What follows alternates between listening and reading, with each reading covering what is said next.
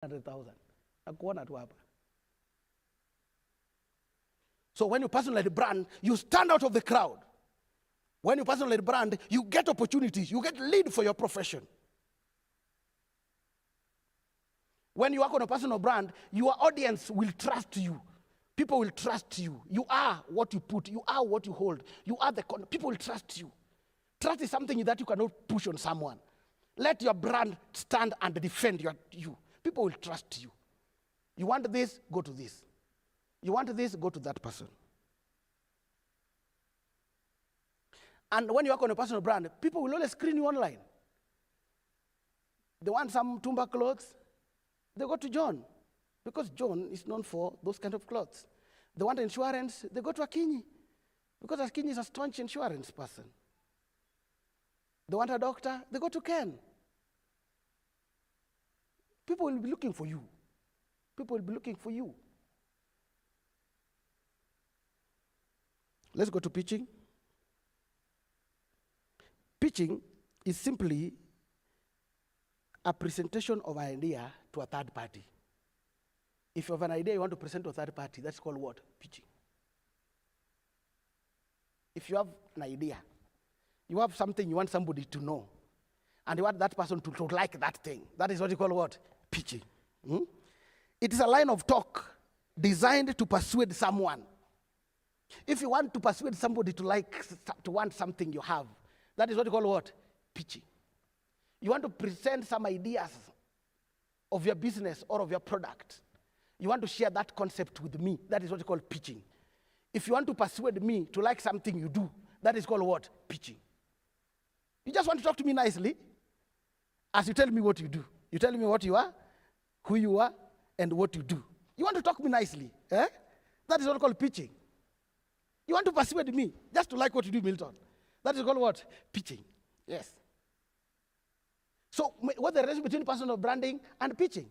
So personal branding, I want to create an impression of me, how people should know me, and what I do. Then pitching now takes from over.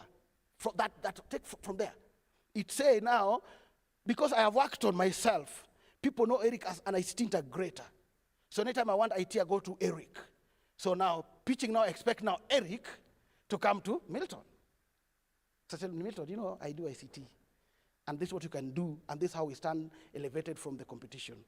This is about our product, and this is how it performs, this is the pricing, this is the packaging, this is the advantage. So I pitch. Pitching. Business pitching. So, but now there are type of pitching.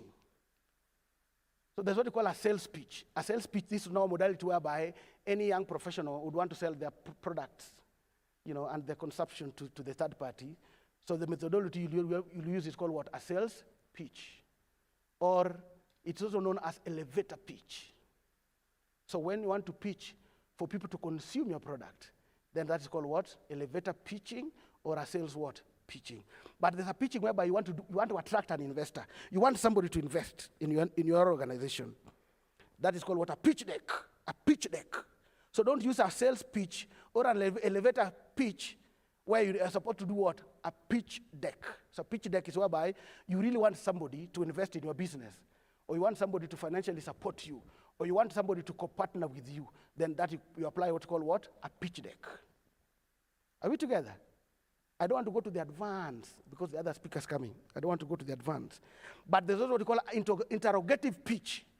Interrogative pitch is whereby you're using a questionnaire. You're using question to understand the problem somebody has so that you can now bring in your product. Interrogative pitch. Right? Asante sana. Interrogating pitch. So I've talked of which type of pitching. The first one is which one? Second? You know the problem is, how can you be a young professional without voice? What did I say?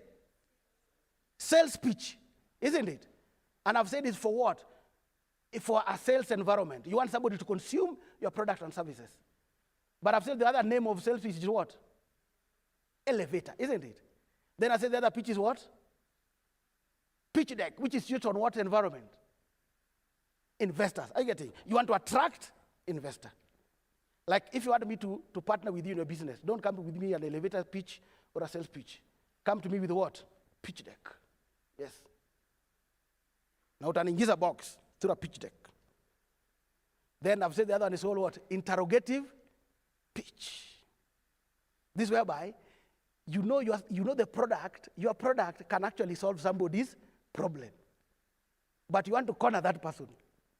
So you say you don't want to go through the sales pitch or the elevator pitch, and you're not going to misuse the pitch deck. So what you're simply going to do, you're going to do what? Interrogative pitch. You actually know someone is sick, and you're a doctor. Unajua, juu kila wakati unaona anakohoa kanisani. So you talk to him interrogatively. Hey, my brother Eric, yesterday I saw you are really coughing. And I was actually thinking I get you some antibiotics. And he does, I want it, because you really know I was coughing. Interrogative pitch. Then there's also what we call the pitching in the workplace. This is something which is very sensitive and some people do not know how to use it. But what you must know that the interrogative pitch and the pitching at the workplace are very critical element of pitching. So when you have worked on your personal brand, and you are now coming to make people to know who you are through what you do and how you do it, then now it makes you to be a real person who can have their business and the job you do and the sales you do to thrive.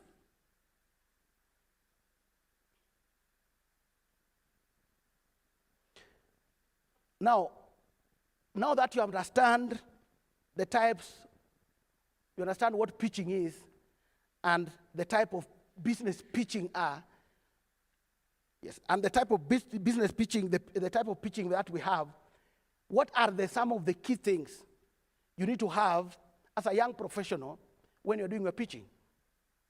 So you must be good in communication. What did I say? You must be good on what? Yeah, you must be a good communicator. I'm not giving you some of the things you need to have to be an excellent person in pitching. You must be a good communicator. You must communicate with clarity and with precision. Your communication must show a person of high integrity. This person is pitching about this, and he wants this business because he has whatever it takes. So you must be a good communicator. There's a writer called John Maxwell. He says that communication, he defined communication as what? Interaction. So I was wondering, this communication. He said communication, simply what? Interaction. So he said the communication is what? Interaction fueling action. Interaction fueling action. So you have to be a good communicator. And you must be a good person on research. My friend, don't just go knocking people's door if you have a product, but you've not known, you have to research about your thing. You must be a good researcher. Do it whatever way. Me, I'm a technology person, it's easier for me. Maybe with your profession, you may not be as good, but use whatever tool to research. Understand your product performance, your product positioning, do a comparative analysis of your product. Also understand the organization you want to pitch to. Otherwise, you may go to a company, you want to sell this product, and they have an automated one. Somebody came to my house, wanted to sell me some stuff. So when he entered the house, kumbe the product he wanted to pitch is what actually opened for him the door. So he wasted his time looking for me. So we just had dinner and we prayed and he went. So my wife was asking me, hey, darling, yule jamaa alikuja kufanya nini? Because he's a senior person. There's no way somebody will just come, be with you, eat and leave. So when I followed up with this PA, he told them, hey, I went to Makekegi's place and the product cannot survive there. So he must have found superior ICT infrastructure. So he didn't research about me. He just knew me as a choir member of bridal choir and a leader of bridal choir. So he thought he was coming to a musician. One thing, you also must be good at problem solving. If in your product, ensure that it's solving a problem. Don't embrace products which are not solving people's problems. So you must be able to solve a problem. So you must be a good communicator for you to pitch, isn't it? You must be a good communicator for you to pitch. And I've also said you must be a good researcher for you to pitch. And I've also said you must be a good problem solver. Whatever you deal with must be seen to be solving somebody's problem. You must not be good in speaking. You must be good in public speaking because you'll be required to do a presentation. So work on yourself. Ile mambo tuliongea ile personal branding. It comes again in public speaking. So that if you're given opportunity, 2 minutes to talk about it, you must use 2 minutes. I know of some young professional who went to a boardroom and they trembled, and I was part of that. Tremble. So I'm asking, hey, why are you trembling, my friend? So he was given a microphone. So this guy has come to sell insurance. So sorry for this. It's my first time I'm doing this. Sorry for this. You must learn how to speak. And you must be creative. The planet Earth where we are, without creativity, if you don't have an art, ladies and gentlemen, you must be creative in your product. You must be creative in whatever you're presenting. You embrace some creativity and innovation. The word Earth, which is a planet, the word Earth, somebody just write Earth on whatever, then remove the word Earth in it. And take a Earth, then from the word Earth, remove what? And the letter which is written what? Earth. Unabaki na nini? Haraka sana. My time is over. Huh? So how do you pronounce it? It means the planet Earth without Earth. The planet Earth without what? Earth. Nini? So you go to work, you have a degree, you have masters, you're wondering whether the curse is from God, because the earth is what? So you have embraced innovation and creativity. Otherwise, like what?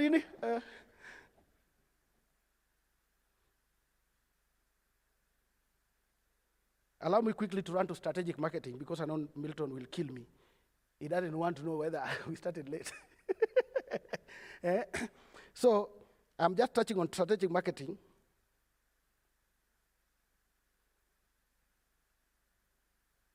What is strategic marketing? Number one, I'm saying strategic marketing is not a marketing strategy, so don't confuse the two.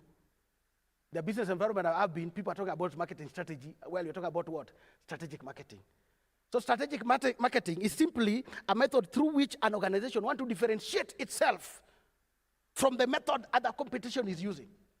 If everybody want to have to produce, make a flyer and go to the Junction Mall and give the flyer.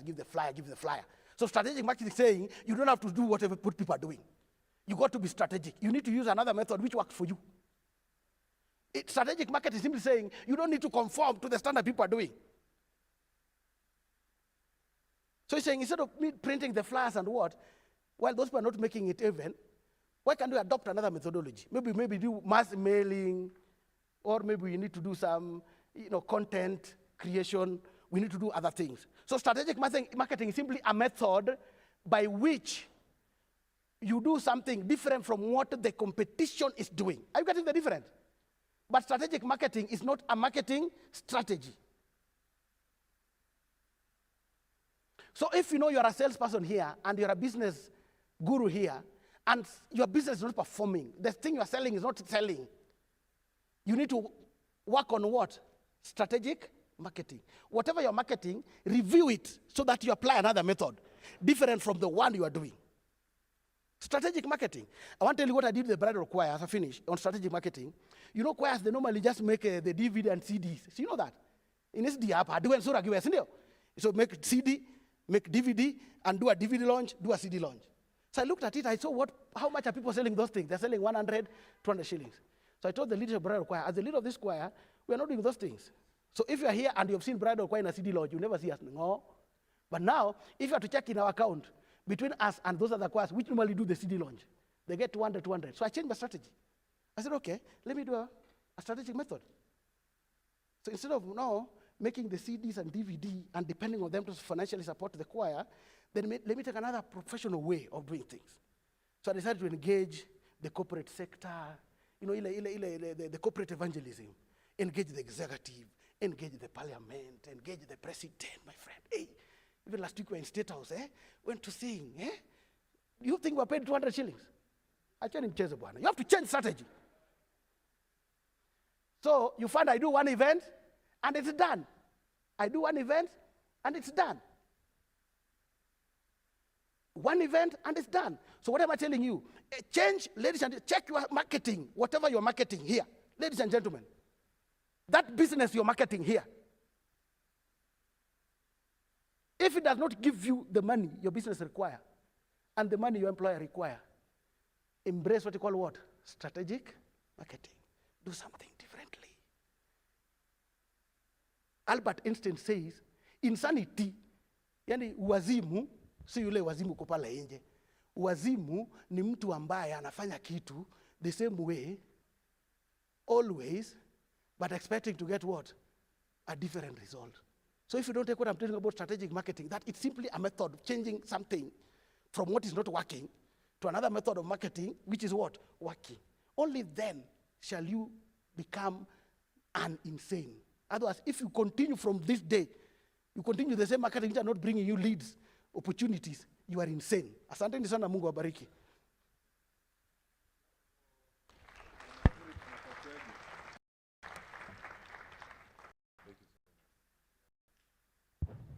Another round of applause for our first presenter, Eric Makakiage. Indeed, that is very profound. Thank you so much. When I seated down there, I just felt like he needed to continue and continue, isn't it? Who felt like me? Yeah, I felt like he needed to continue and continue. Yeah, I think the management and the organizing committee can organize another session like this so that we may have as much from him as possible, because I feel like he still has more to offer us. Are we blessed?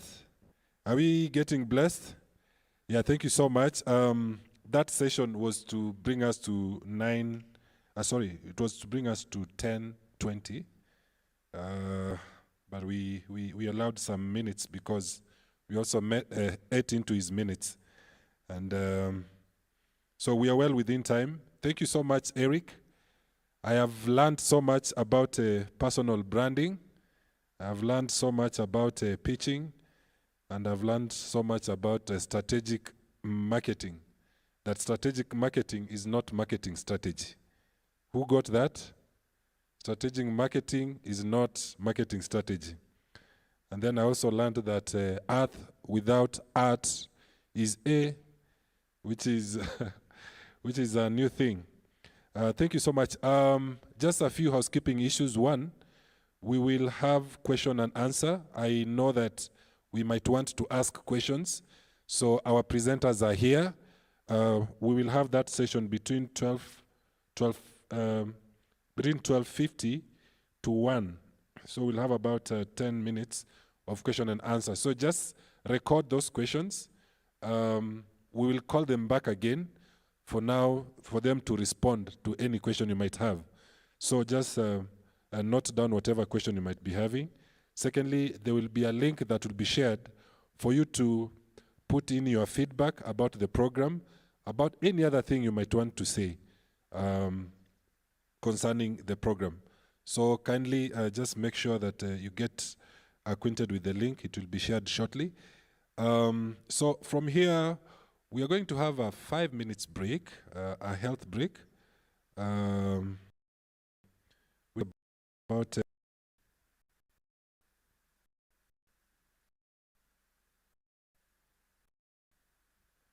okay, I'm just being at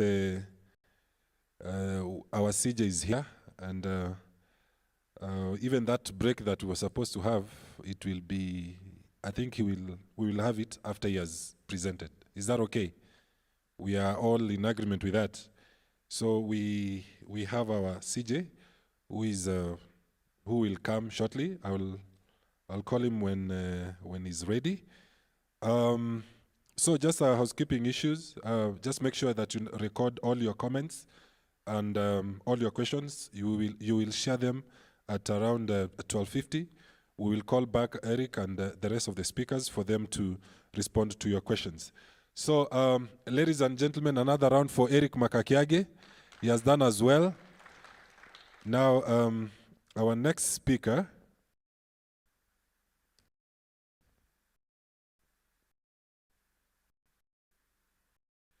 Okay. So, are those, how many are new here? This is their first time to come to Lavington. Just raise up your hand. Oh, it's quite a number. We have our ushers at the door. They will direct us where the convenience rooms are. If you just ask one of them, they will direct you where our convenience rooms are. And feel at home. We will get to know each other even as the program progresses, isn't it? I know some people are saying, sijajua mtu nimekaa naye. You can take a minute or a second to just know the person that who is seated next to you. Ask them who they are, where they come from, what is their profession, and why are they here. You know? You can just do that even as we progress.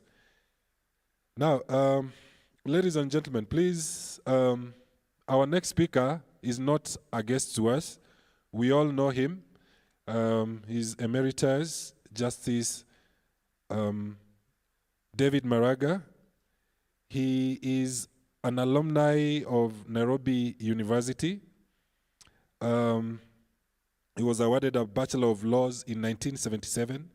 He also holds a postgraduate diploma awarded in 1978 by the Kenya School of Law, and then he was admitted to the Kenyan Bar in 1978. I know most of us were not yet there. He later obtained a Master's of Law from the University of Nairobi in 2011, and he's a practicing Seventh-day Adventist, and we all know that. And then following his admission in 1978, David Maraga ran a private law practice for over 25 years in Nakuru, specializing in civil, criminal litigations, as well as conveyancing. These are purely legal terms. I think he will explain. He served from 1987 to 1989 as the chairperson of the Rift Valley Law Society, and he has a judicial career in the High Court, in the High Court and the Court of Appeal. Justice Maraga joined the bench as a High Court judge in 2003, having been appointed by President Mwai Kibaki, and subsequently, he served as a judge of the High Court in Mombasa between 2003 and 2007, in Nakuru in the same capacity between 2008 and 2010, and in Nairobi in 2010 to 2011. And he has also served in very many leadership positions, including the resident judge, High Court judge in Nakuru from May 2009 to August 2010, presiding judge of the Family Division of High Court in Nairobi, and from April 2010 to December 2011. And of course, we all know that he rose to the ranks and became the Kenya's 14th Chief Justice. And ladies and gentlemen, it is now my pleasure to welcome our next speaker. Please, let's give us a round of applause to Justice David Maraga.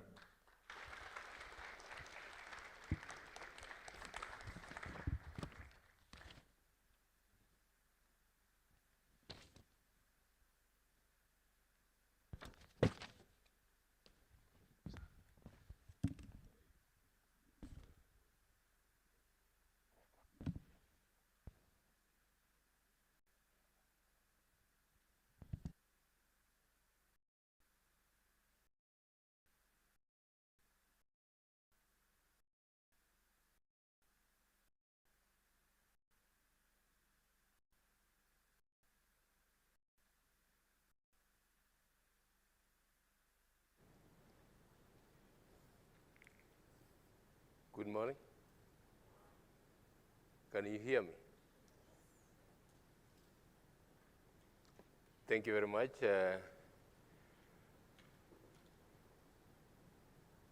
Sister Mother, for the invitation to come and be with you this morning. I'm happy that we can gather here and exchange views on a few matters. Before I start, I want to recognize the presence of some young people who are not from this church, but who have come to join you.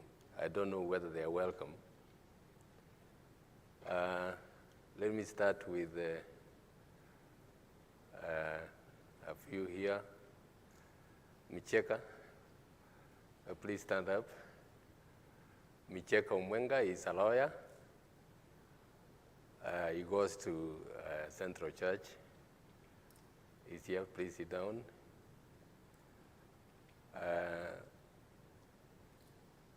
Brian Mangoa is a doctor. He's my son-in-law. Please sit down. Say, Brian is at Kenyatta National Hospital.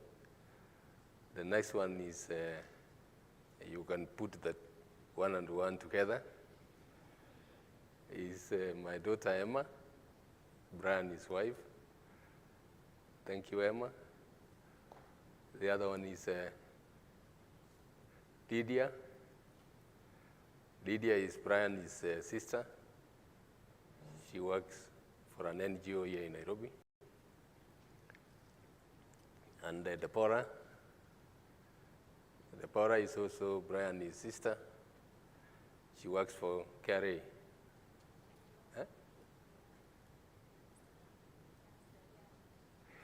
Ernest and Young, sorry, I was confusing. Ernest and Young.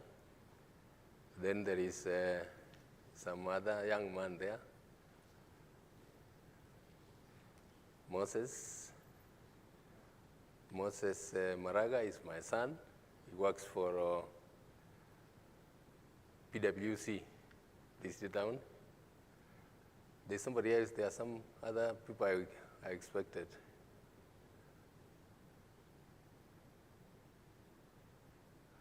Yes.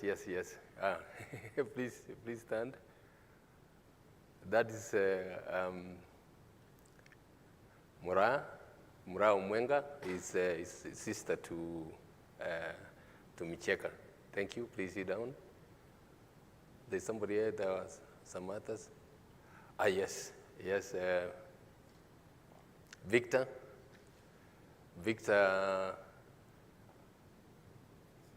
Machoka is a lawyer also here in Nairobi. Please sit down. Thank you. Anybody else have left? Yes.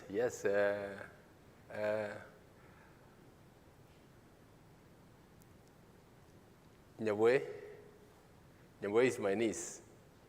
She works in an NGO here in Nairobi. Are you with anybody, Nyabwe? No. Okay.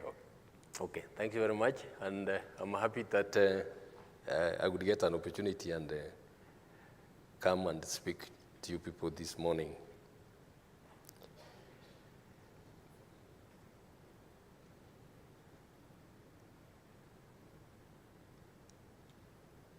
I'm very happy to be here. This is you've done the church very well. I'm wondering whether I should change membership. You know, everybody wants to be identified with something good, isn't it? The only problem is that I live at the other end of town, and I will have to struggle with traffic to get here. Maybe you will speak to some of these young people to come here. I've been asked to speak on being a change maker in leadership. As I'm told, there are quite a number of other, you have a panel that is going to speak on the subject. I will limit my presentation to attempting to answer one or two questions. As Adventist professionals, who are we and what is expected of us? That's why I said some other presenters will speak on something else. Besides young people, sometimes I wonder whether we Adventists fully appreciate who we are. Do we fully appreciate who we are? My hunch from the observations I've made is that sometimes we don't fully appreciate who we are. We don't fully appreciate who we are. We don't value what we are as Adventists. As a result, because of that failure of appreciation, you know, we have taken the church as a social club. As a social club.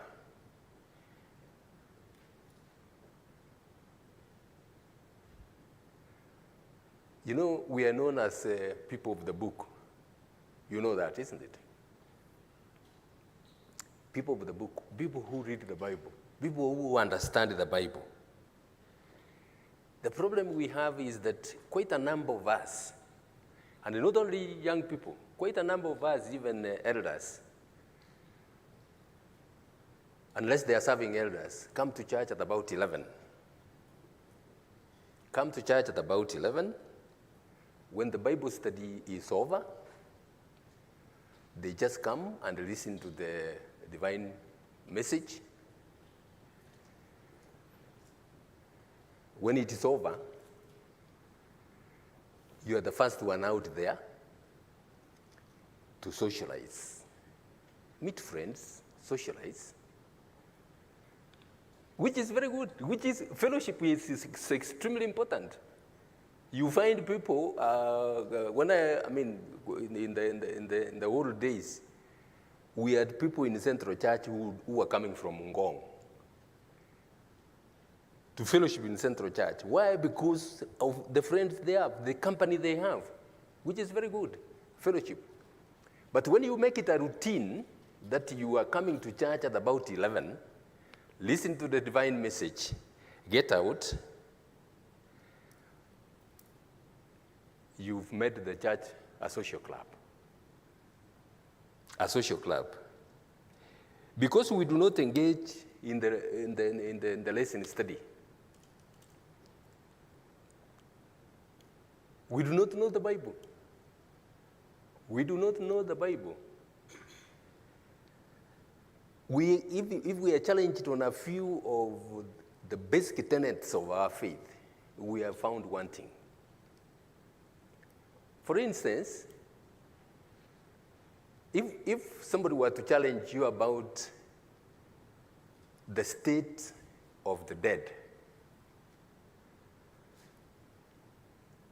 can you give answers? Can you confidently give answers and tell them, look, when somebody dies, this is what happens? I'll tell you that not many will do that.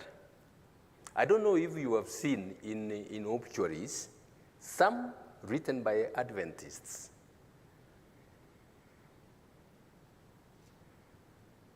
Sometimes even on the messages of condolences. You sign the book, the condolence book. May his soul rest in what? And you know that's an Adventist, and an Adventist, a practicing Adventist writing that. When it comes to announcements, death announcements in our church, I'm sorry if any of us has done that. An elder stands up and say, we are sad to announce the passing on of brother or sister so-and-so.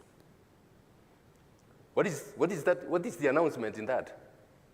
What is the message in that announcement? Huh? Is that man dead? Huh? No. He is passed on from this life to another. That is being announced from a Seventh-day Adventist pulpit. Why? Because we have not even stopped to think about the language we are using in some of these things. So we are carried away by the secular language. By the secular language, and we move on.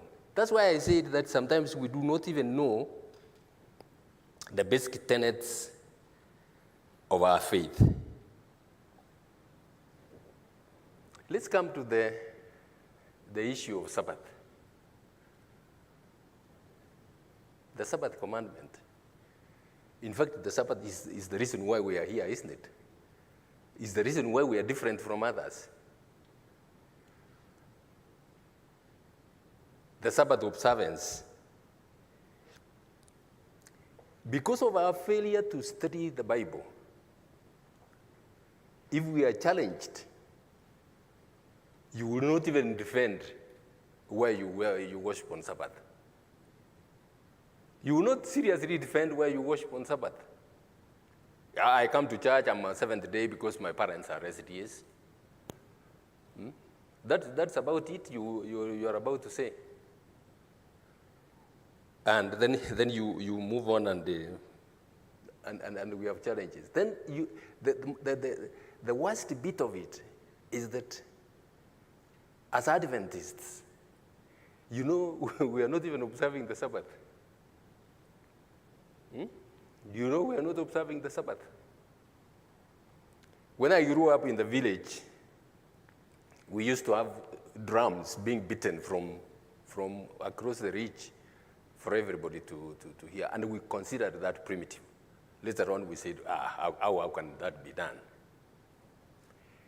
Our parents in the village were very, very strict. I grew up in a home with grass-thatched houses, and we used the smearing. There was no permanent floor. The smearing was done, and the people prepared. They would sweep around the house in preparation for the Sabbath. The old people in the village, some of them were very poor, had one dress for the Sabbath. The rest of it they were literally in tatters. They have patched up trousers, but they have one for the Sabbath.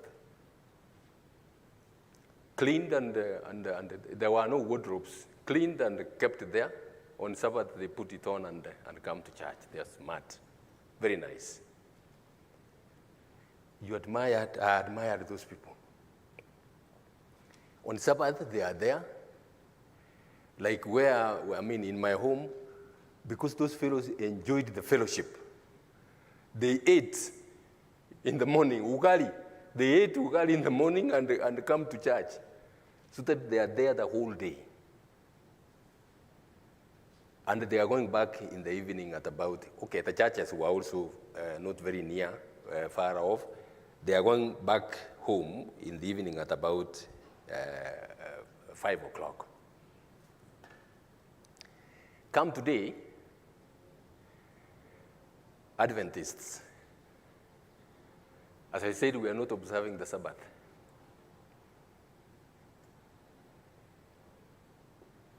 Why? Because there is no change in the Sabbath day. On Sabbath, we are texting, receiving messages like any other day. Like any other day.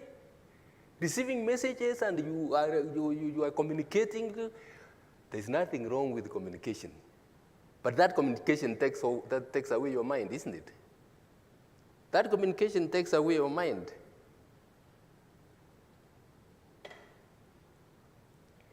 If you have your Bible, please turn to the book of Isaiah. Isaiah 58, verse 13. Isaiah 58, verse 13.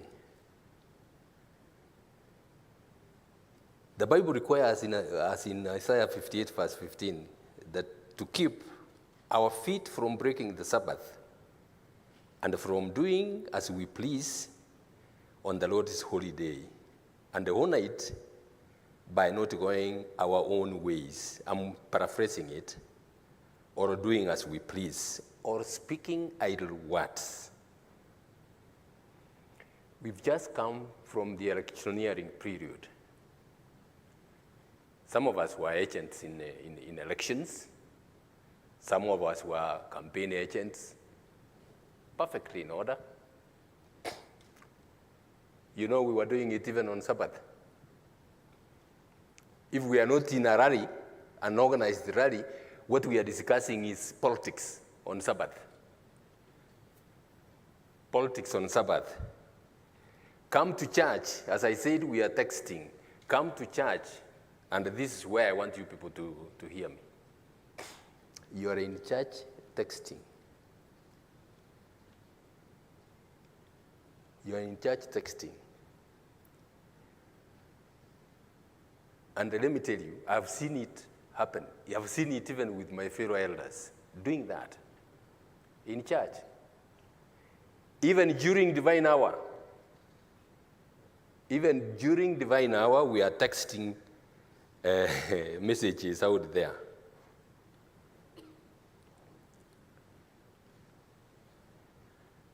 Let's read this book of Isaiah again.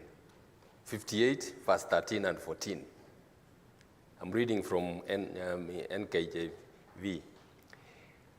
If you turn away your foot from the Sabbath, from doing your pleasure on my holy day, and call the Sabbath a delight, the holy day of the Lord honorable, and shall honor him, not doing your own ways, not finding your own pleasure, not speaking your own words, then you shall be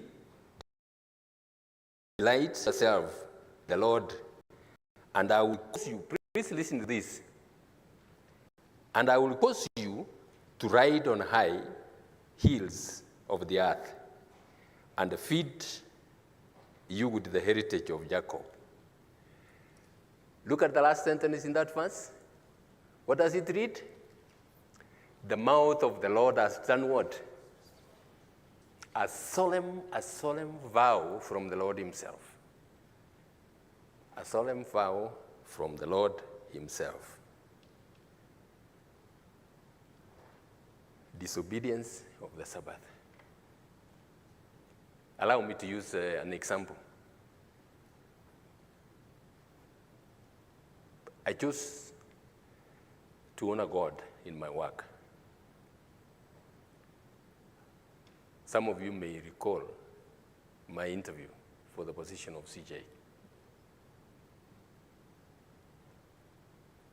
When I was asked whether or not I would work on Sabbath, and I said no. When I was asked that question, what rang in my mind straight away is, if I say yes, if I say no, I could easily miss this job.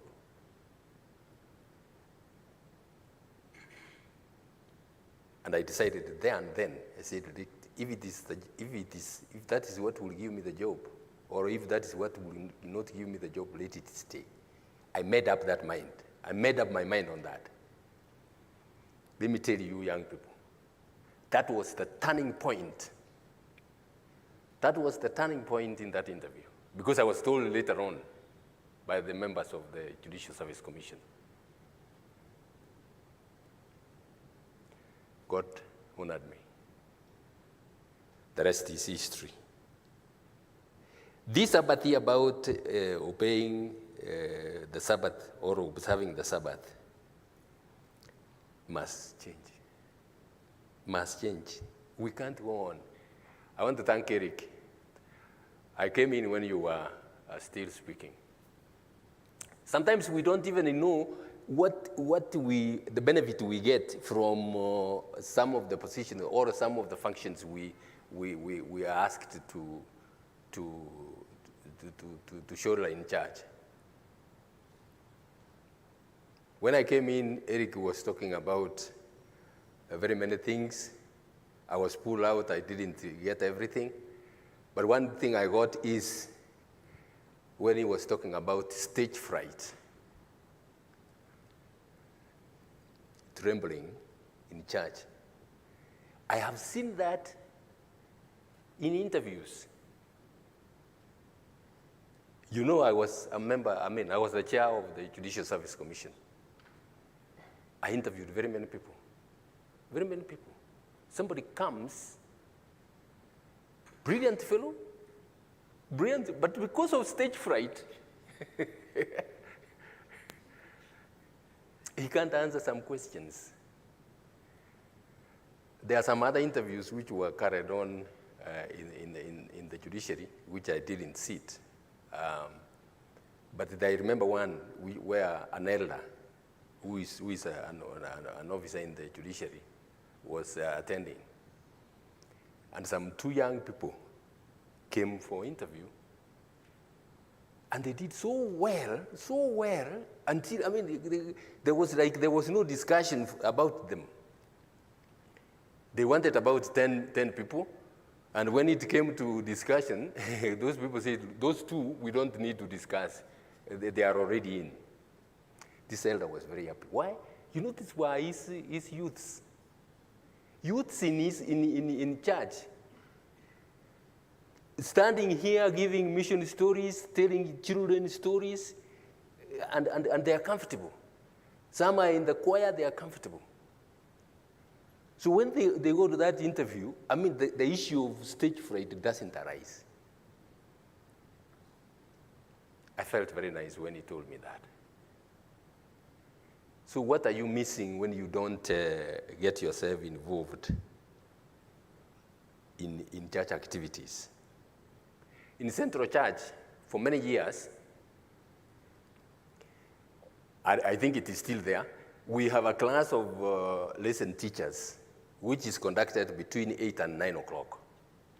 All the teachers come together so that we are on the same page. All the teachers come together, and one of you is asked to lead the discussion. Maybe I should tell you about how I came to church. It's a long story, I don't want to go there. When I came to church, because where I was staying in Nakuru, people knew me. And you know, when you are in class and people know you, they assume you know what is being discussed. So they would ask me questions, and I would be blank. I said, look, I'm embarrassing myself. I should study the lesson. And I started. It didn't take long before I was given a class to teach. You can't teach what you don't know. So I took it seriously. When I came to Central Church, I found that class. And I said, well, we can, the first time the Sabbath school superintendent asked me, I said, yeah, sure, I can try. I went on, and because I took it seriously, quite a number of times I could go to church, and the leader who is chosen to lead that day is a bit late. And I would offer myself, I say, look, a lawyer say, let me hold brief. When he comes, I will step aside. And I would start, and of course, go on with that. What did that do to me? Then it went on like that, especially during camp meeting. You know, you are pressed with the time. During camp meeting, you are told, look, you are given 10 minutes to summarize the lesson. 10 minutes to summarize the lesson. Or you are in a panel who must discuss the lesson in 10, 15 minutes. I was privileged to be on those panels on a number of occasions. It has been invaluable. What if there is one of the things I love is the Bible study through the lesson in church. I want to urge you young people that is extremely important, and you need to engage yourself in that. First of all, you will learn the Word of God. Secondly, you will get rid of stage fright, and the benefits are immense. Let me come quickly to, I don't know how much time I have. Let me come quickly to our professional life, and whether or not there is any change we need to make. And in this regard, I want to talk briefly about corruption. The last time I checked, bribery, embezzlement, money laundering, tax evasion, cronyism, and other forms of corruption were gulping a staggering 3.6 trillion, which works to about 5% of the global GDP. 5% of the global GDP. Bring it down to Kenya. This, or even on the African continent, it is chaotic. We know it is a fact. It's common knowledge that we lose one third of the national budget to corruption every year. I think there's a time when President Kenyatta was talking about how much is being lost. He said 2 billion a day. 2 billion a day. And yet, you know what? What is the world population today? 7 point something, isn't it?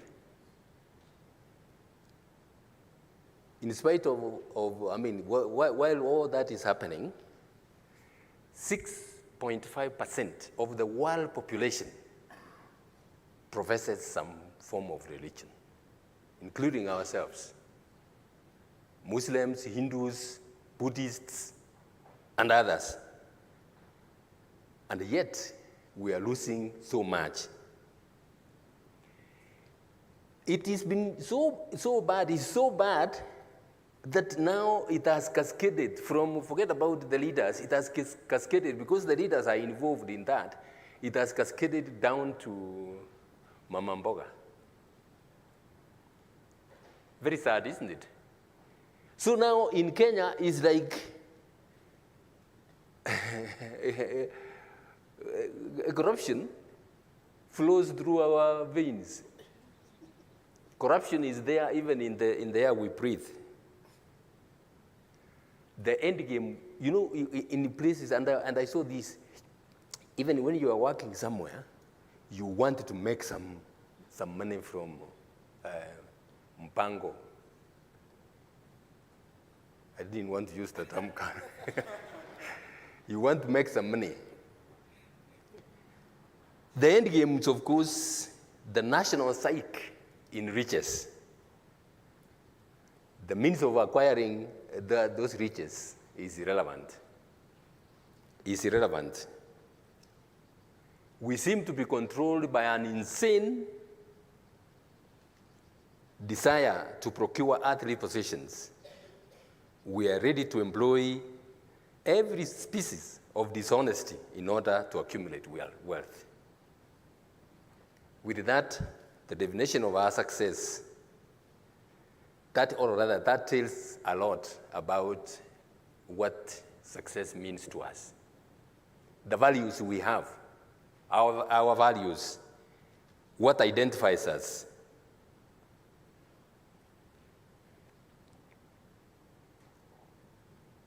We see success in terms of money. How you get that money is irrelevant. Money determines who we are. The youths, and I hope none of you here, consider the common thieves, the thieves we know as their heroes and heroines. Those are the people we consider as heroes and heroines. People who are flaunting wealth that they have stolen. They are driving the most expensive cars, the flash cars. So that a young man, like any of you here, when you come out of university, you also want to drive the same cars. Because you can't buy that with your salary. You can't buy that with any honest income. You fall into the temptation of getting that money so that you look like somebody else.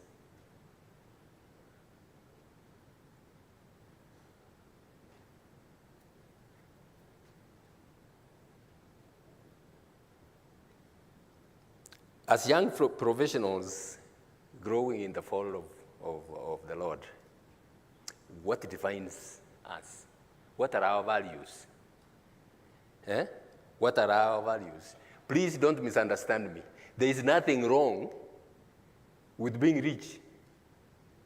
There is nothing wrong with being rich. Riches is actually a gift. And there are very many examples of rich people. Abraham is one of them.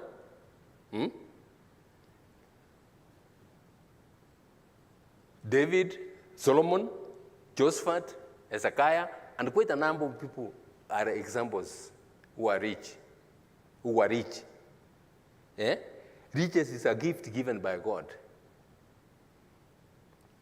The Bible does not condemn riches as that. What does it condemn? What does the Bible condemn? Sorry? Thank you.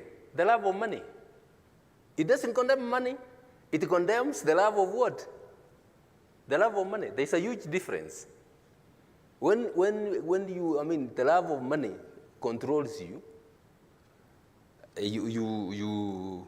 you have money as your God. Is that what we are supposed to do? We are different people. After rescuing the Israelis from Egypt, where they had been in slavery for how many years? How many? 430, correct. This must be a lesson teacher. 430 years in slavery. They had even forgotten their values. They had forgotten about their God. When God brought them to Mount Sinai, he sought to transform them and told them in the book of Exodus 19, verse 5 and 6, that you are a different people, a special people, a royal priesthood. Eh? The same message is repeated in 1 Peter 2, 9 and 10. 9 and 10. You are a special people. That's why I said, do we know who we are? And particularly as Adventists, do we know who we are? People who have been purchased by the blood of Christ. We are special people. So, if we are a special people, we belong to God by creation and by redemption. The Bible says you are not your own. You are bought with what? With a price. What are we supposed to do? How are we supposed to behave? Matthew 5, verse 14 will tell you, be the light of the world. Be the light of the world. How are you to be at the light of the world? The light, you are not going to be the light of the world simply by preaching from the pulpit. Not all of us can preach from the pulpit. Even if the church wanted, there's no opportunity. But each one of us has a place to preach. How many of you here are ASI members? ASI, you don't even know what that means. Adventist Service Industries. Eh? You need I will ask the Nairobi chairman to talk. You are supposed, the Bible says you are the light of the world. That's Matthew 5, verse 14. It says, let your light shine before men, that they may see your good works and glorify your Father in heaven. Not here. Do what? See your good works and glorify your Father in heaven. In ASI, we say you are to preach in your marketplace. In your marketplace, you don't have to bring anybody. You don't have to call a meeting and tell people in your office that come, you sit here, I want to preach to you. No. What you do for your everyday life, the kind of things you do speak volumes. When I was in the office, there's a lady who came to my office. She had had a lot of problems in the lands office. She had, of course, known that I'm an Adventist. She came for something else, but she said, you are an Adventist, I know from the interview. I said, okay. How can I help you, Mama? He says, no, before I tell you what my problem is, let me tell you, you people are good. I went to land's office for, I don't know, many days. I had a problem there and I couldn't be helped. I go there, I'm told, look, your file can't be found. You just come next week, next week. Until I was almost giving up. One time I go to there and I find a young, strange young man there. And he says, how can I help you, Mama? He says this. He says, okay. When she got there, she was saying, okay, I found somebody new. I have to start the story all over again. But because she had no choice, she started. He says, this is my problem. That young man says, Mama, just wait. She went to the back offices and came with the file. This old lady could not believe it. He says, what? But I've been coming here for months and the file can't be found. The young man said, look, I'll sort it out for you. Sorry, the lady wanted to give him some money. He says, no. Mama, I'm employed to do that. The lady went out praising. She asked who this man is. And she's told, look, she asked where does he go to church. She was told this is an Adventist. She comes and tells me that, look, I got an Adventist. What do you think I felt? Very proud. Very proud. Immediately after my interview, Mama wanted to do something at our home, and she wanted some timber. We live on Bogani Road, for those of you who know Karen. So the nearest timber yard is on Langata Road, near Galeria. So she goes there to buy timber. The people she's buying timber from, I had seen her on TV with me. He says, you must be Miss Maraga. I says, yes. Okay. You are an Adventist. This girl is an Adventist.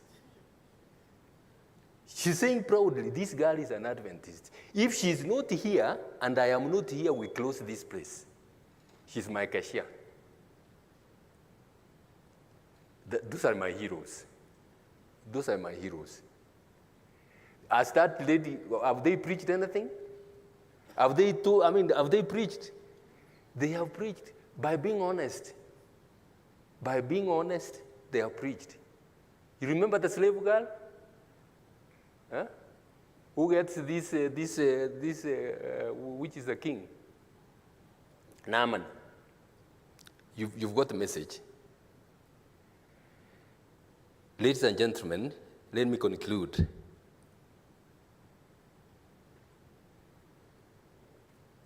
We must change this. We are Adventists. In the scams that are robbing the country, looting the resources from the country, and the looting is not only limited to public coffers. It is there even in the private sector.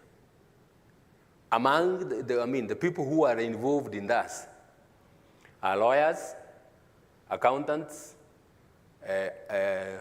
architects, engineers. Name everybody. There's a time I was talking to doctors. Doctors are there, are involved in there. You know the drugs which let me not use sometimes I might be accused of talking what I don't know. Kamsa. They are all involved there. And you know what? Accounting officers in some of these offices are Adventists. Accounting officers are Adventists. You are told something is brought and you are told, can you sign here? You look at it, you know what that means, but you sign because you are getting your cut, isn't it? At times, some clients want you to lie for them.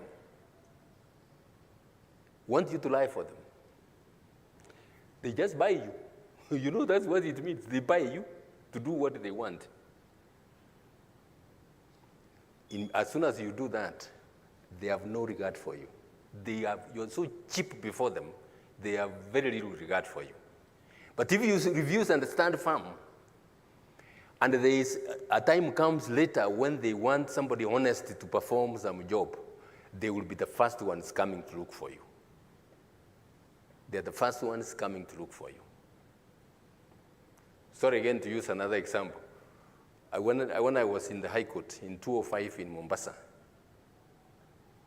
I made some orders which irritated some people. I restrained the coming in of sugar, worth more than 30 billion shillings. So these people, the owners were frantic. They wanted this sugar released immediately. So they went looking for a lawyer who is my friend. You know what they asked him? Tell that judge to quote his price. This lawyer knew me. He says, that man has no price. He says, no. There is no Kenyan who doesn't have a price. He says, no. And in fact, that lawyer was very annoyed. He didn't want to be involved in that kind of thing.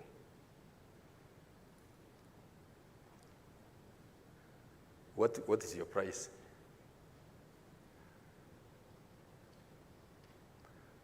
What I'm saying is, are you ready to be bought? In some places, you may not be the one making the decision. But if you agree to be used, you're just a doormat. We are more than that. We are more than that. Sons and daughters of the living God, we cannot afford to be doormats. I want to appeal to you, young people. Be integrity champions for our church. Be integrity champions for our church. For yourself. For your children. What I was saying about Bible study and the other thing, study the Bible with your children, those of you who have children. Those of you, when you have children. Those classes, by the way, where I'm told most of you are young people, when you get married and God blesses you with children, go to those classes with those children. You will see the results 10, 20 years down the line. You know, a child, when a child is 10, over 10, is soon getting out of your control, isn't it? The training you have given him will carry him along or will ruin him. If your child goes out of the country to study, are you there with him? Huh? He will be the first one to be involved in drugs. And let me tell you, it is a huge, huge, huge problem. Take those children to those classes and let them be trained, and you will see the results. My appeal to you is that stand up to be counted for the Almighty God. Stand up to be counted for the Almighty God. Integrity is an issue of life and death. When you choose to be counted for the Almighty, you choose God. At the time when Moses was finishing his mission, he talked to the children of Israel and said, I set before you what? Life and death. Deuteronomy 30, life and death. Among the people who were listening to that was Joshua. When it came to the time for Joshua to make up his mind, what did he say?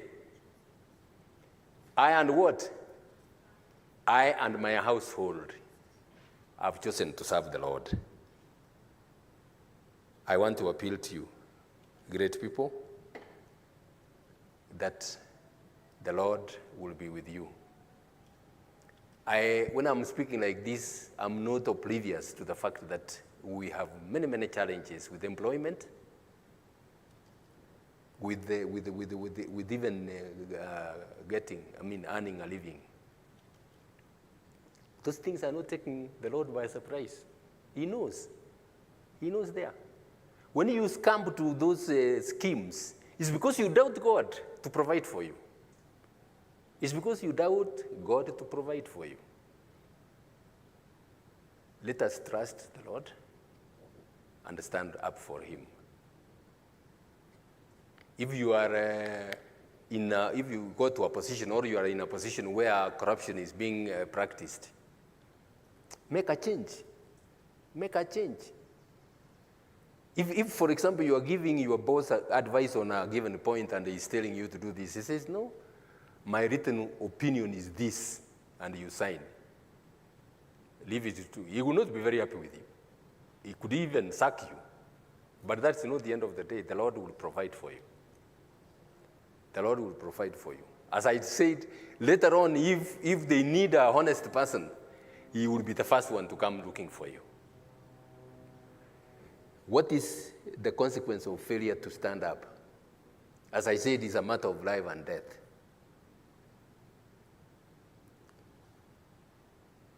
It's a matter of life and death. God frowns at every bit of dishonesty. It's sin. And sin is something God frowns against. It put His Son on the cross. It put His Son on the cross. God is merciful. But there comes a time, like the late Saitoti said, there comes a time when a decision has to be made. And you know, if you have already gotten into the bandwagon, by the way, you will be blinded. Kitambo, you realize you are actually ruined. And sometimes you don't even know how to turn around. And you are lost. You could even die while you are still there. And if that happens, you are dead eternally. God is merciful. God is merciful. But let us not take Him for granted. Let us not take God for granted. Sin took His Son on the cross. My prayer, young people this morning, is that let us stand for God. Let us be change makers in our places of work. May God bless you. What do you say about the presentation? The round of to I met CJ. Thank you so much. We really appreciate you, Bonnie, for having given us that very, very engaging talk. It is such a great honor and privilege to just come and listen to you speak out of your wealth of experience in public service, and even mentioning very specific examples of what you've gone through just to inspire us. It's really inspiring. Thank you so much. Another round of applause to him. Now we are continuing with the program. We are well into the program. And out of what Bwana CJ has presented, you are invited to ask questions or any comments that you may have that he may respond to. And I would like to request the IT team to avail the mobile microphones so that you can just raise up your hand wherever you are. We will locate you where you are, and the mic will come to you, and you'll be able to pose your questions. So let me just see by a show of hand. The questions, yes, we have one hand here. So you will just rise up, you tell us your name, your profession, and then you pose your question. I don't know if that is clear. You just tell us your name, your profession, and then you pose the question, so that it is also good for people to know who you are, as Makakiage had told us. And also, you never know what may come out of this session, isn't it? So it's just good to tell us what you do, and then you pose your question. So my brother had lifted up his hand, the first. So I will take yours, and then that is the second question I will take, and the third question. So let's handle those first, those three first, and then after he has responded to them, then we will go to the next set of questions. So welcome, my brother.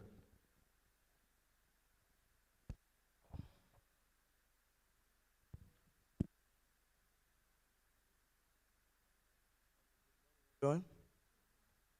Okay, I'm pleased to come to this young professionals workshop, and I'm delighted to even stand today before the church I attend nowadays. So to my elder Maraga, my question was, how did you manage at first? Because I can say openly, I am political. I'm so much into politics. The time that I realized that you were in the, actually when you were in the panel, the composure and how you used to answer the questions, I liked it at the first. And as you've just said, you were proud in your place of work, when you heard when you heard that it was an Adventist who did something and you were proud as a part and parcel. So I was also asking, what builds the humility that I see in you? Because for me, I can say my state of being so much into politics has even made me kind of forget that okay, I forgot to introduce myself. I'm Arnold Ochieng, and I'm an hydrospatial engineer. Yeah, just from school last year. And apart from the hydrospatial engineering, I wanted to do law like you, but for obvious reasons, I couldn't. But I've been following up matters law. So my question to you was, what is this thing about humility? Because I try to picture myself having had your position, and I see myself, I could be, I could be working with big vehicles here and there. Thank you. And I also think I could also not really say that I could work on Sabbath, because I'm an Adventist. I'm born and bred in this church. But honestly, being a CJ, I could easily fall into their trap. And that is what I admire with you, by the way. It was a good trait, and I thank God at least you taught me something in person. So the issue of humility.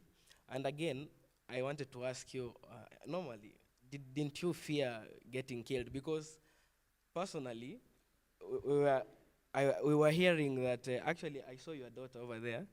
We were hearing, is it conspiracies or what, that, I don't know, you took your daughters to the US so that they might not be killed? So I was like, is everything happening like to an extent that you're even taking your kids outside the country because of your openness to this?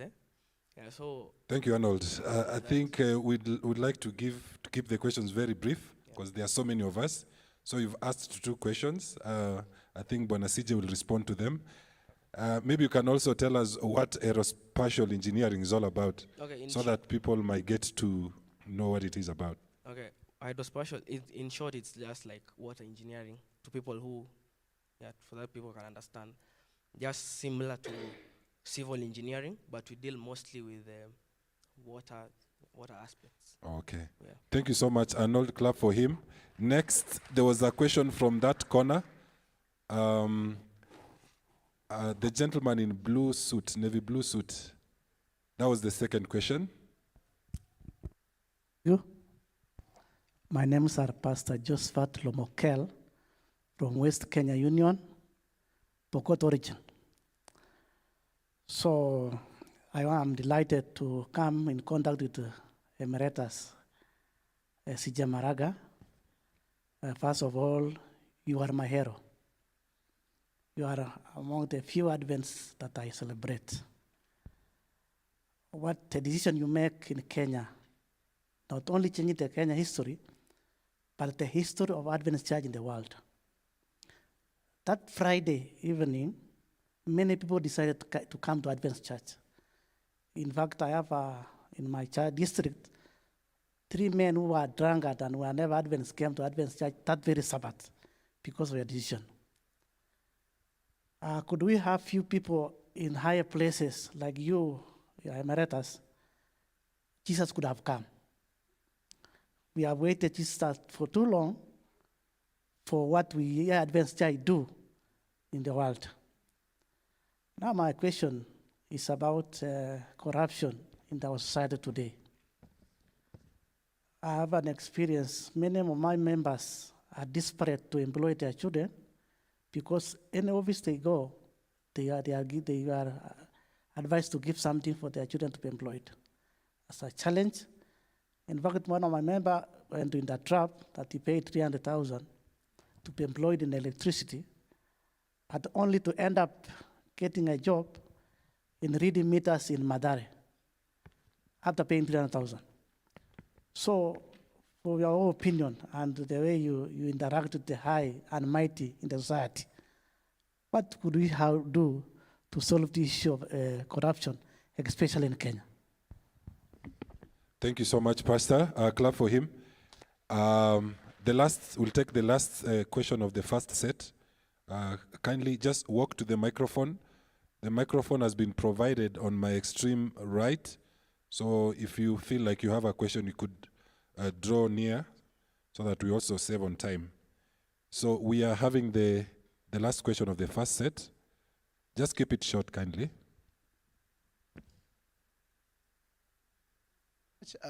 My name is Nyamuya Desmond. I'm a medical doctor. I'm new to Nairobi. I just came from Kapsabet. I've been working in Kapsabet. So I just landed in Nairobi for a new job. And now Mr. CJ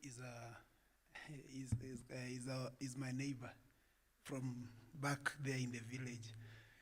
I need to direct some question to him because I know he's a very intelligent person and is somebody who stands with the integrity. Question number one, how do we as the young professionals who are in market looking for jobs handle this issue whereby you get, if you want a job, somebody tells you that pay 300,000 for you to get this job. Pay this amount of money for you to get this job. Question number one. Because you have been in public service and you understand it so well. Another one is, have been a medical superintendent in one of the private hospitals, and you get this issue of working on a Sabbath. Your boss tells you that maybe you are having your offs, this weekend you are having your off, and then your boss calls you and akwambia that I had scheduled some people for interviews. Now that the interviews could not be done on the weekdays, I could like you to come over and do the interviews. And you had scheduled for the church event. Then your boss calls you back that you need to attend to the interviews. And while you are in the interview, somebody calls you for an emergency, tells you that I have an emergency. Yes, here. Can you come and do it? How can you handle it? Thank you so much. Thank you so much, Desmond. Clap for him. Bwana CJ, there are 3 questioners that have posed their questions, so we'll give you the floor to respond to them. I want to implore upon our non-Adventist guests, please, we encourage you to come forth and even ask for questions, because it's an open session for everyone. I know there are questions like how do we handle the issue of Sabbath and all that, and you may feel a little bit off place. Don't feel off place. Just come up front and just ask your question. Kindly, Bwana CJ, you could respond to the questions.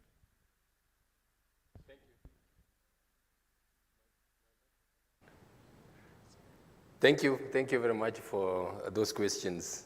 Arnold, you're the first one to ask a few questions, and I'm happy to hear that you're a politician. That's a mucky field. I'm happy you are there. Make a difference. Let people know you as a different person. And you will soar high, let me tell you. Let me tell you. You talked about, you were asking about humility. I don't know how I can answer that. As far as I'm concerned, I behave on who I am. The fact that I was CJ, a very, very powerful position. I had security, as a security detail around me every day. It didn't change me. How does that change you? I mean, do I cease to be Maraga and be somebody else? It's just, to carry on with your life, but knowing the responsibility that you have. knowing the responsibility that you have. And by the way, people notice. People notice, I mean, you have noticed and you are asking questions. About fear of even my children going out of the country, that of course is not true. My children were here, they didn't go out of the country. People were speculating and wondering whether what was going to happen. Let me tell you one other thing. After 1st of September 2017, people were worried and genuinely so about my security. People were praying for me. There's a lady in Gitanga who was praying for me from 2 a.m. I was humbled. Do you know that those are among the moments I was extremely peaceful. I slept well. I slept well on those days. When my friends and relatives were fretting, I had peace of mind that surpasses all understanding. So, I mean, and what do you call that? That comes because of the peace that God gives you. The peace God gives you. I mean, the question about the fear. By the way, you fear when you are doing something wrong. Let me tell you, you fear when you are doing something wrong. If you are doing something right, and I've said this many times because people have been asked that question. If I was called today to decide on that case, and I've said many times, I would decide it the same way I decided. Given the evidence and the law, I would decide the case the same way. When you are doing the right thing, God takes away the fear from you, and you have no problem. Pastor, thank you very much. I'm humbled. I know of Pastor's question and that one of Dr. Nyamweya are more or less the same. These days, because of the desperation, people are being asked to bribe to be given jobs. It's a matter of choice. Desperation. We're desperate. We're desperate. In desperate positions, God will come in for you. You remember the Elijah with the widow? It was in the lesson yesterday. The widow of where? Seraphat. With one meal left, God provided. God provided. He may not provide in the same kind of way he provided for Elijah, but he will provide. You have a challenge. Parents are desperate to get jobs for their children. Most of them have lost and lost badly without getting those jobs. But when you say, this one I'm not doing, you know you have made up your mind, you are not doing this, God will open a way. Most of the time it's because we doubt God. God will open a way. It may not be in that job, in respect of that particular job, but God will open another way and you'll get in. So don't succumb to those kind of briberies. Daktari, you are about somewhere and you are being asked to go and carry interviews. Just tell them, look, I can't. Tomorrow is my Sabbath day, I'm not going to be there. When they will determine about, will know you as somebody who will not go to work on Sabbath, they will respect you. On the 27th of August 2010, after the Constitution was promulgated, all state officers had to swear allegiance to the Constitution. I was a judge then. We were taken to State House and we swore our allegiance to the Constitution in State House. There are several other state officers like magistrates, not everybody would be accommodated in State House. So judges were being assigned to go and swear those officers, magistrates and other officers in state institutions on Sabbath. The following day was Sabbath. And I was saying, look, I hope nobody picks me. And when the list came out, my name was not there. I said, this is great. I asked the lady who was doing it, you know her, Justice Ajode. She was the registrar then. Is this, Judge, you didn't put my name, but he says, we knew, even if we put it there, you would not go. Why? Because I had stated earlier on in my work, my colleagues knew I would not, because when we went to seminars, when we went to workshops, some things would spill over to Sabbath. I tell them, see you in the evening, I'm going to church. Most of the time it was in Mombasa. I'm going to church, see you in the evening. I was not ashamed about that, and I was firm. So they knew about that. And they respected me. By the way, they respected me a lot. Sometimes I would go with colleagues, we are going, says, look, can you come, we discuss something? He says, yeah, sure, let's go. When we are in a place, it's a bar, they are drinking, they will get to a point and say, Judge, I'm sure you now want to go. What are they telling you? Eh? They are telling you, we are going to stay here for a little while, you go. The people will respect you. So be firm about your Sabbath. Those people will be annoyed with you. You could even lose your job, by the way. But God will provide for you. He will not leave you. Those people who have sacrificed for their faith, they have not missed. That you can be assured. Thank you. Thank you, Bwana CJ. A round of applause for him.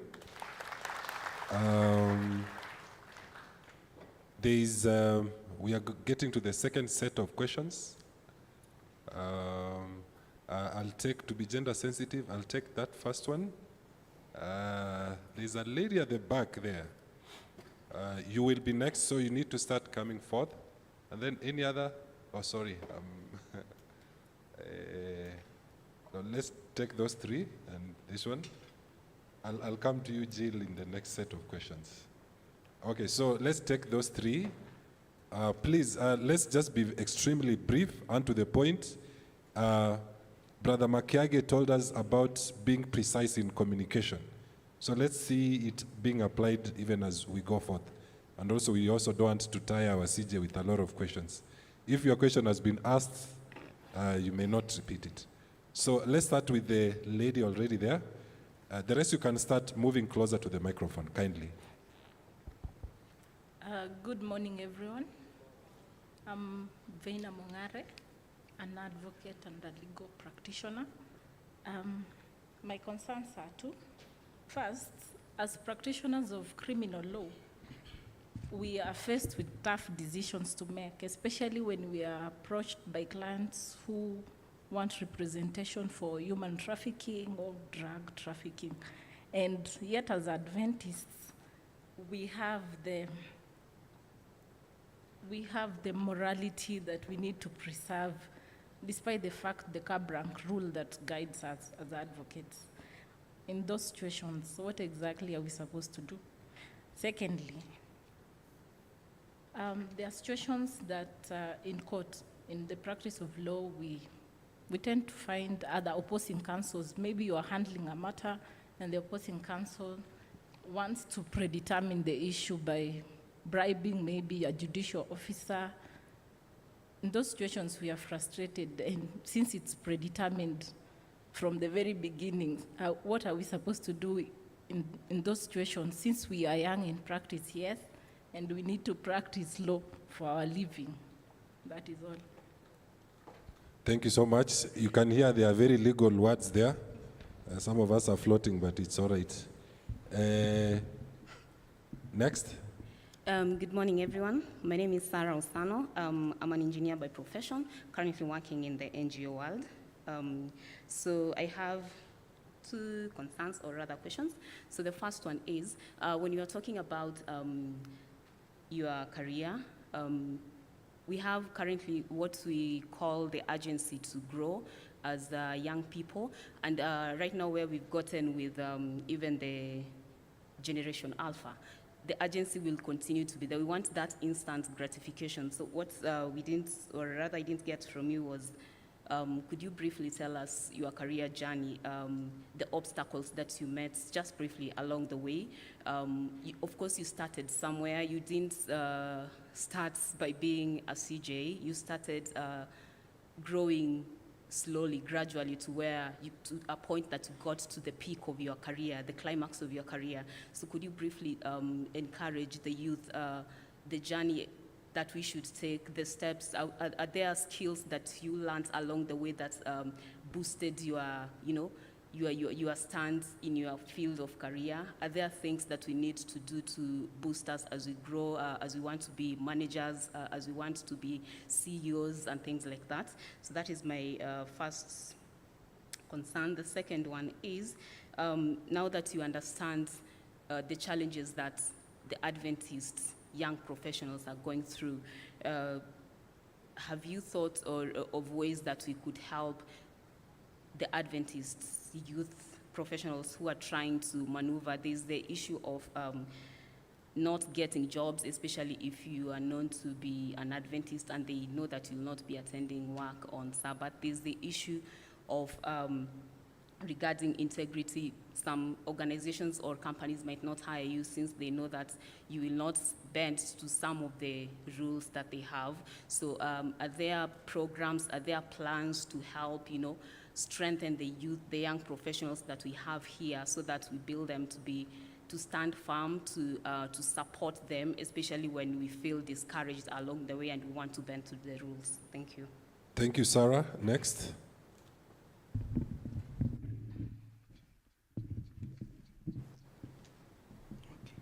Hey, my name is Brian Mango. I could have asked this at home, but I see this as a good place to ask also. I work in KNH as a medical officer in the Accident and Emergency Department.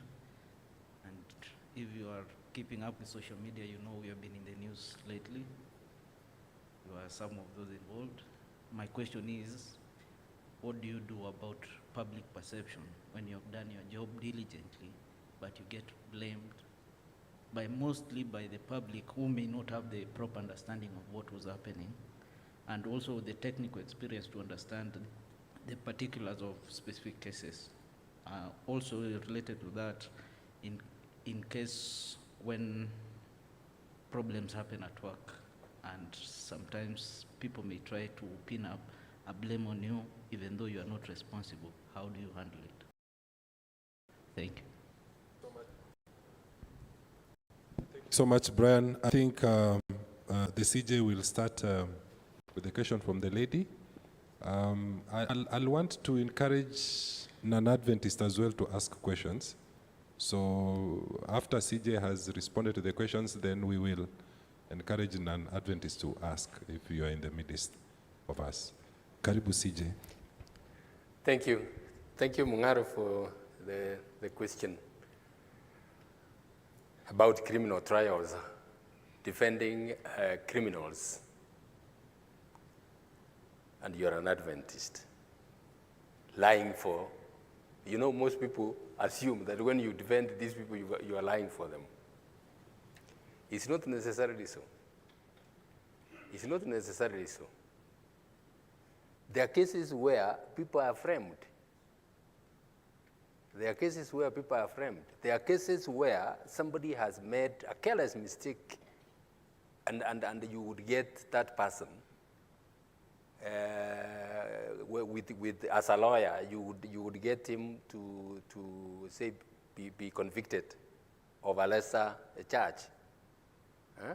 You know about murder and manslaughter, and those kind of, so there's nothing wrong with the criminal trials. Actually, when during the constitution making process, our judge said, look, we have no business with the constitution making.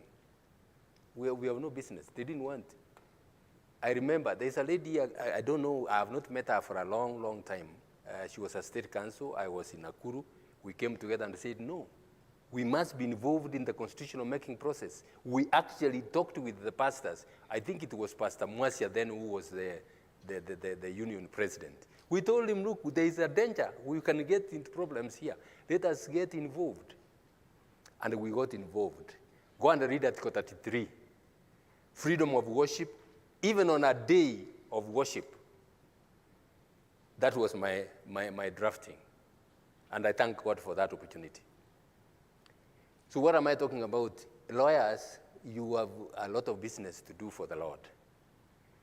You are to advise these people. Sometimes you could tell them, look, this one, you have committed this offense. Would you like to plead to a lesser charge? Or would you like to get a lesser sentence?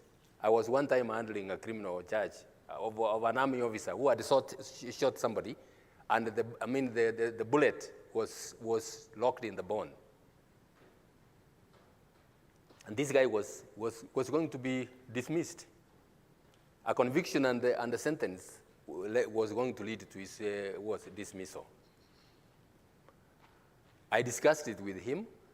I told him, look, there's no going round about this, because there is evidence of the bullet in the bone of this person you injured. So you plead guilty. Let us what? Let us plead for a lesser sentence. I talked with him. I talked with his bosses. They assured me that if he was not sentenced to imprisonment, he would not lose his job. By the way, this man even drew, a resignation letter and kept it ready just in case he was sent to prison. Then I was appearing before a magistrate. Some lawyers came and annoyed that magistrate badly that morning. I realized that if I asked my client to plead immediately, he would be thrown to prison. Because of the anger this magistrate had, I said, Your Honor, can I please come in the afternoon? He says, Mr. Maraga, yes, you go. These people are bothering me. I went in the afternoon. I came here and I said, look, Your Honor, we're not beating about the bush. My client wants to plead guilty. He shot this. It was out of drunkenness, and he's very, very remorseful. He's pleading for a lesser sentence. If he's taken to prison, he will lose his job, and you know what that means to his family. He says, can he pay fine? I said, yeah, we can pay fine. He says, let him pay 10,000 shillings. I said, man. And you know, he was already out on cash bail of 20,000. He says, you mean he has even 20? I wish I knew I would have said he pays 20,000. But what am I talking about? As a lawyer, you can handle those cases and handle them as a Christian and help people. Sarah, the journey of integrity. Where is Sarah again? Yes, the journey of integrity. Mine is a long story. A long story. I've told it in very many fora.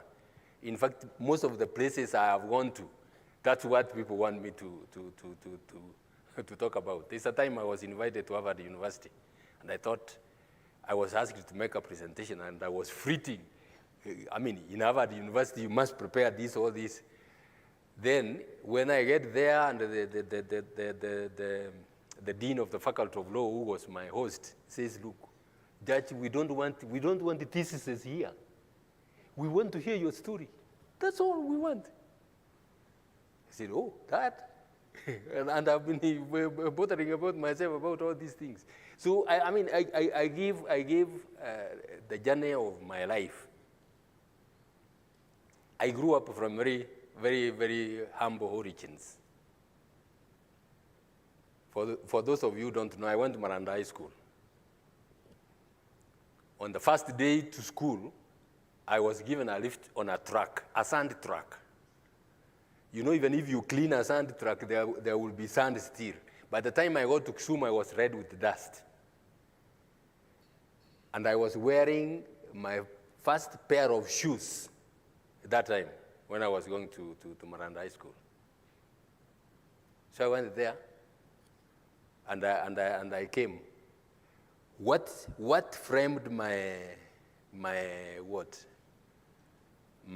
mind is what I saw with my mother. My father died when I was still very young. We were educated from the earnings from pyrethrum flour. One time my mom asks me to accompany her to go and get her earnings. We went there, it was less than 5 shillings. This is early 60s. It was less than 5 shillings. Then she carried it with the pay slip to her shop and gave it to the whole of it to the shopkeeper. He says she was talking in vernacular. I was baffled.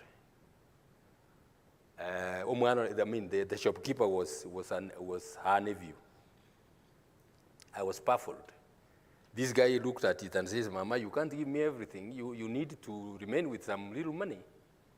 You need to buy your children sugar, some meat. Those days we used to eat meat on occasions like that only.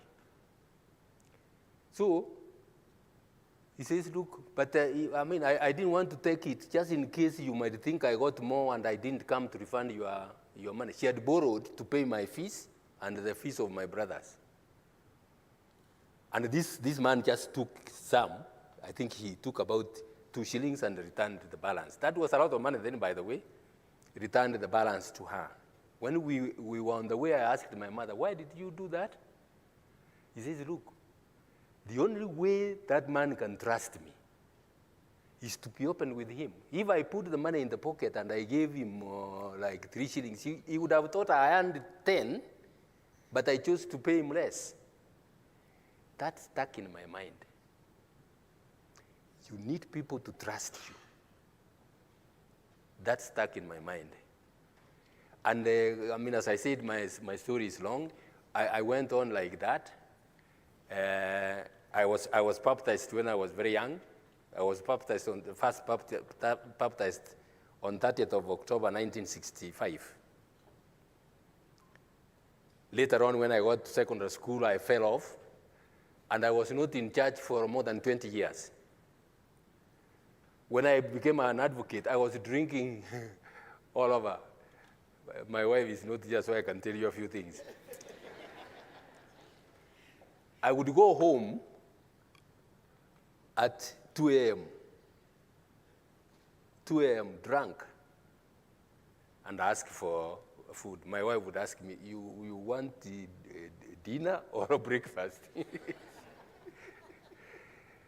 And I went on like that. I went on, and I saw a few things. The beauty with it is that I went to church when I was young. That's why I was telling you people, take your children to church. You don't know what that will do to them. I went to church when I was young.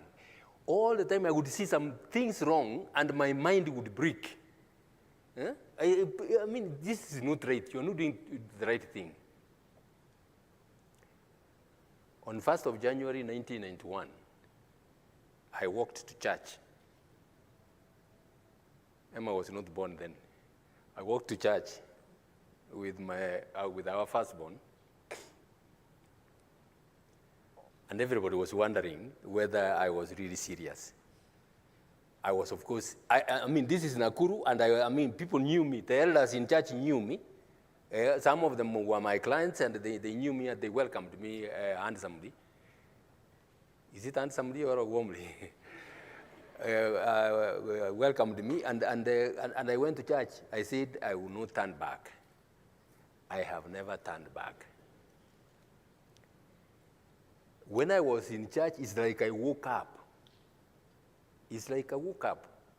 There are things I was not doing when I was there. And I want you young people to listen to me. When I was moving around, that is the time when Buruburu was built. These estates, you know that the Southlands and these estates in Nairobi, they were built during that period. It never occurred to me that I could buy a house. If I wanted, I would have bought 1, 2, 3, or all of those houses because I was capable. But I was drinking most of that money. We were drinking most of that money. So when I came back to church, the only thing I had done was to buy a home, a piece of land in Nakuru, and build a house for myself and my family. When I came to church is when now, it's like I woke up and I started saying, look, I could use this money to do some things. And I realized, and I started saving and doing that. I bought my current house. When I was in that, I took a loan, struggling with it, and I bought that home. That's where I live even now. I could not have bought that home if I remained drinking, because there's no way I could have organized myself. So, I mean, it's a question of how you have, you decide. If you allow God to structure your mind, He will lead you, and you will move on. As I told you, my story is long. He will move. Just ask God what He wants you to do, and He will guide you, and you will never regret. You will never regret, I can assure you. Daktari, perceptions about corruption. I suffered that.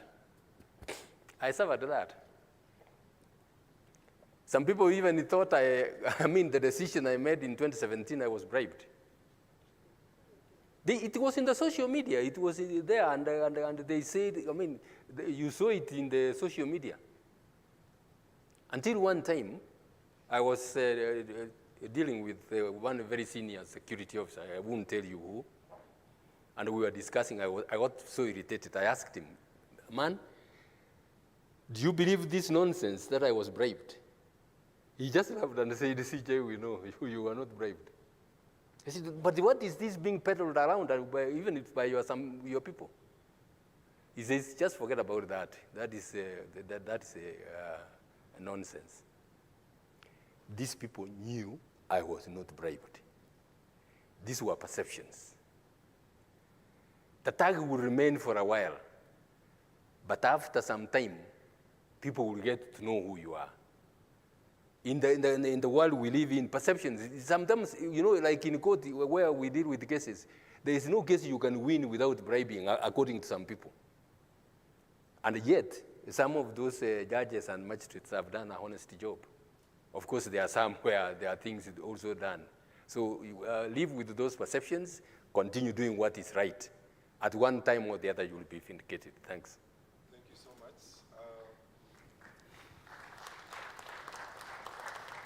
Those are indeed very powerful insights the CJ is giving us. We will only take 2 last questions because we are pressed for time. I'll give opportunity. One. And do we have, this will go for a non-Adventist. I would like to give a priority for non-Adventist. Do we have one? Yes, the gentleman at the, okay. So let's have those 2 only. Yeah, just come, yeah. Oh, sorry. Yeah, just come, it's you, just come. Yeah, please, let's keep it very brief because we want to release CJ. The rest of the questions we can ask during Q&A session. Good afternoon. My name is Patrobo Vanga. I'm a lawyer by profession. My question goes to you, CJ. On the use of social media, I have seen on Twitter you have like 900,000 followers, close to 900,000. And as I was going through that list of your followers, I realized majority are youths. My question is, what is your opinion on the youths and the use of social media? Because we tend to be careless. And I realize you're very careful, very, very careful. So how can you sensitize us to be more careful in the use of social media? Thank you. The next question.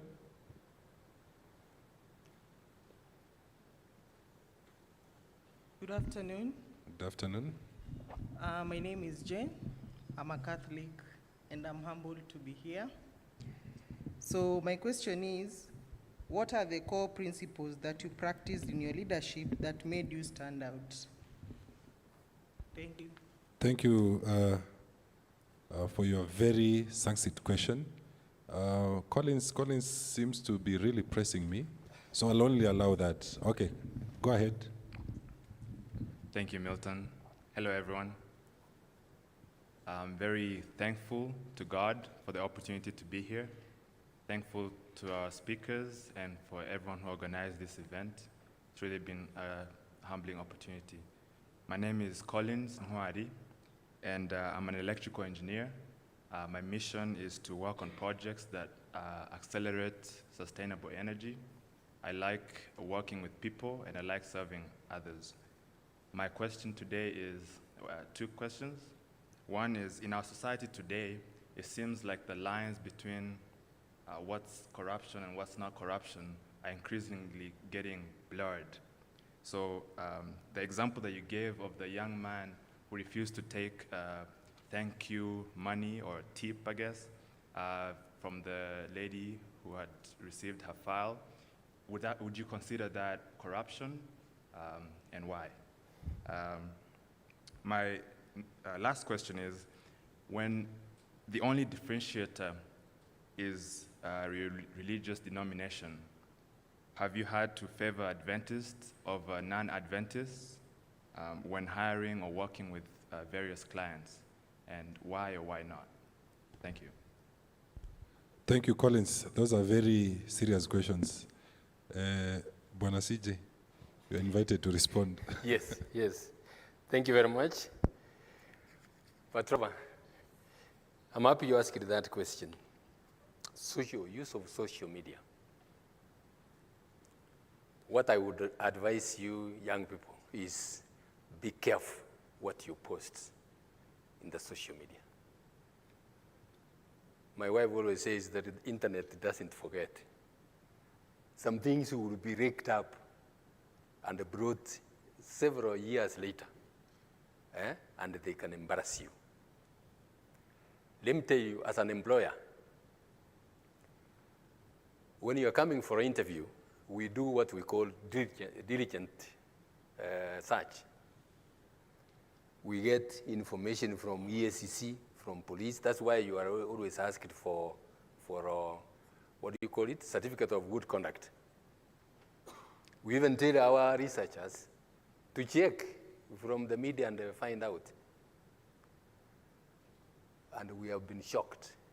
Some of the postings in the media are shocking. Even dress.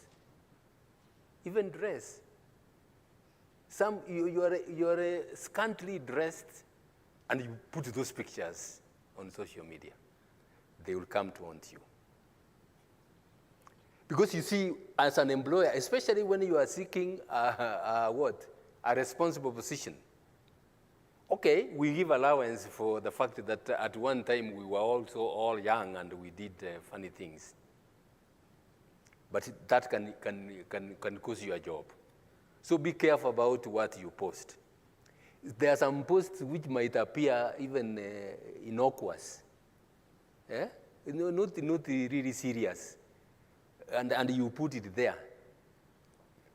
But when you think later, you say, no, I wish I had given a second thought. Particularly when you are posting at the spur of the moment. You can make terrible mistakes. Think twice before you post some of those things. That's why you find in some cases, when you are faced with a serious issue, people tell you sleep over it. Sleep over that issue. And that is not an idle suggestion, by the way. When you seriously put your mind to it, you will change your mind on what you would have done instantly. So be careful about what you post. Thank you for Jane. I'm happy that you are not an Adventist and you are here. You asked a very difficult question. My core principles. What has brought me here? What has brought me to where I am? Is just saying, look, I want to be honest with myself. I want to be proud of myself. You know, I'm a very proud man. I am a very proud man. Why? Because I am a son of the living God. I want people to trust me. I want people to know me as an honest man. And there's nothing which gives me greater pleasure than that. Before I went to the judiciary, I'm sorry I'm using so many examples of myself. Before I went to the judiciary, I was in partnership with a gentleman, lawyers who will know, Praveen Bauri. One time he was going overseas for a holiday. He had not had a holiday for a long time. So he wanted to be out of the country for about a month. We had almost, if I recall, we had about 7 million shillings in our client's account. And he was going to be out and we were the two signatories, and both of us had to sign to withdraw. So he says, he comes and says, David, bring the client's account, I sign for you some blank checks, because, the office must operate when I'm away. This client would even come for his money. So he started signing. We were in Nakuru, he started signing these blank checks. Then I cracked a joke, I said, Praveen, do you know what you are doing? Do you know we have more than 87 million shillings in our client's account? Do you know how far Isbania is from my home? At the stroke of a pen, I can sign, I can withdraw everything from the client's account, drive to Isbania, leave the car there, and cross over to Tanzania, and I leave you in a hot soup. You know what he said? But David, I know you will not do that. And he continued signing more. There's nothing which has given me greater joy than being trusted. Being trusted. Especially with clients' money. As a lawyer, I was very, very proud of that. In 1995, I went out of the country. I actually went to Holland, and I attended the General Conference at Utrecht. I was out of the country for about 2 weeks. One client comes, he's told Maraga is out, and he wants to buy a property. He pays 10 million shillings into my office, and is given a receipt. The man who is selling the property he wanted to buy is frantic. He wants that money very quickly. This man says, no, my lawyer is out. You have to wait for him. I came back, of course, I dealt with that transaction. I went home a very, very proud man. This man would wait for me, and he used not to hide this fact. He says, look, I can trust you with my money. I felt very nice about that. I want you people to be proud of being respected or of being trusted. And the first person to be proud of you is God. You know that. You know that. You read the story of Job. Have you touched my son Job? God is talking like an ordinary parent, saying, look, I am proud of my son. I'm proud of my daughter. What has kept me is, trying to be honest. The line of corruption, the fine line of corruption, whether or not you're being thanked, you have to be extremely careful. Collins, you have to be extremely careful. People will give you, the people will give you something and tell you this, we are thanking you for this. In the offices of judges, magistrates, and other positions, you cannot be involved in a fancy drive unless you are given authority by your boss. That's where corruption is given. Somebody, you set up an Arambe, even an inexistent one. You set up an Arambe and they tell people, look, I have this church function, or I have this Arambe for my son, and people give you. And some of those people, very many people will come. Those who want favors will come and give you money.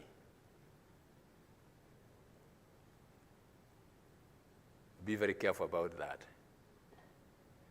In my position where I was, as a judge, any gift more than 20,000 shillings, you give it to the state. One time I went to Dubai, and I was with the AG of Emirates.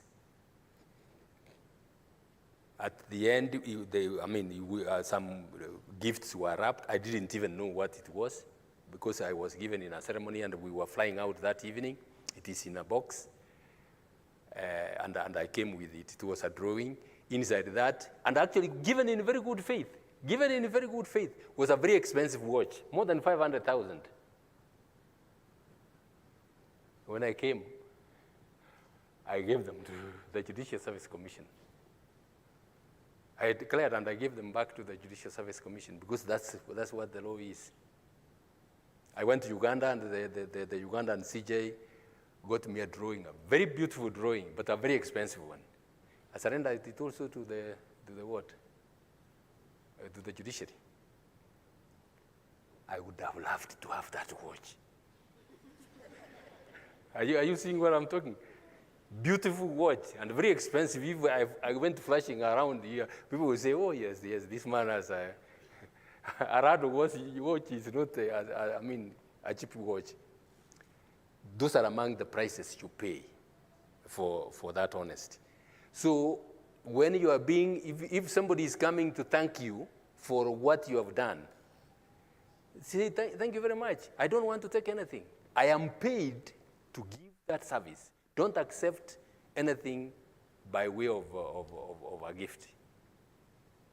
Unless it is like an official function, people are sending you off, and we are holding a function. Like here, are you giving me a gift? This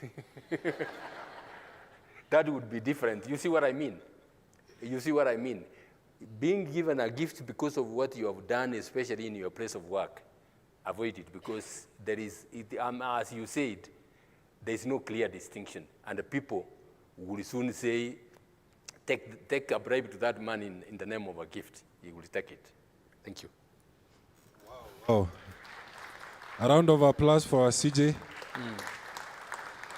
Thank you so much. Thank you so much. We have come to the end of that session. And Bona CJ, we are really, really indeed proud of you. First of all, being an elder of our church and also being a standing beacon of integrity in the public sector. You have demonstrated to the entire world, not just Kenya, but even to other places, that indeed you can work and stand for your God, even when the stakes are very, very high, especially when it comes to your job, your kind of job, which anyone would do anything to get, and still you stood for God. We really thank you so much for that. Another round of applause for our speaker. Thank you so much. And now... Can I say something there? Okay, thank you. Yes, just 1 minute, 1 minute. One other decision you have to make is, especially when you go public, about your faith and about your position.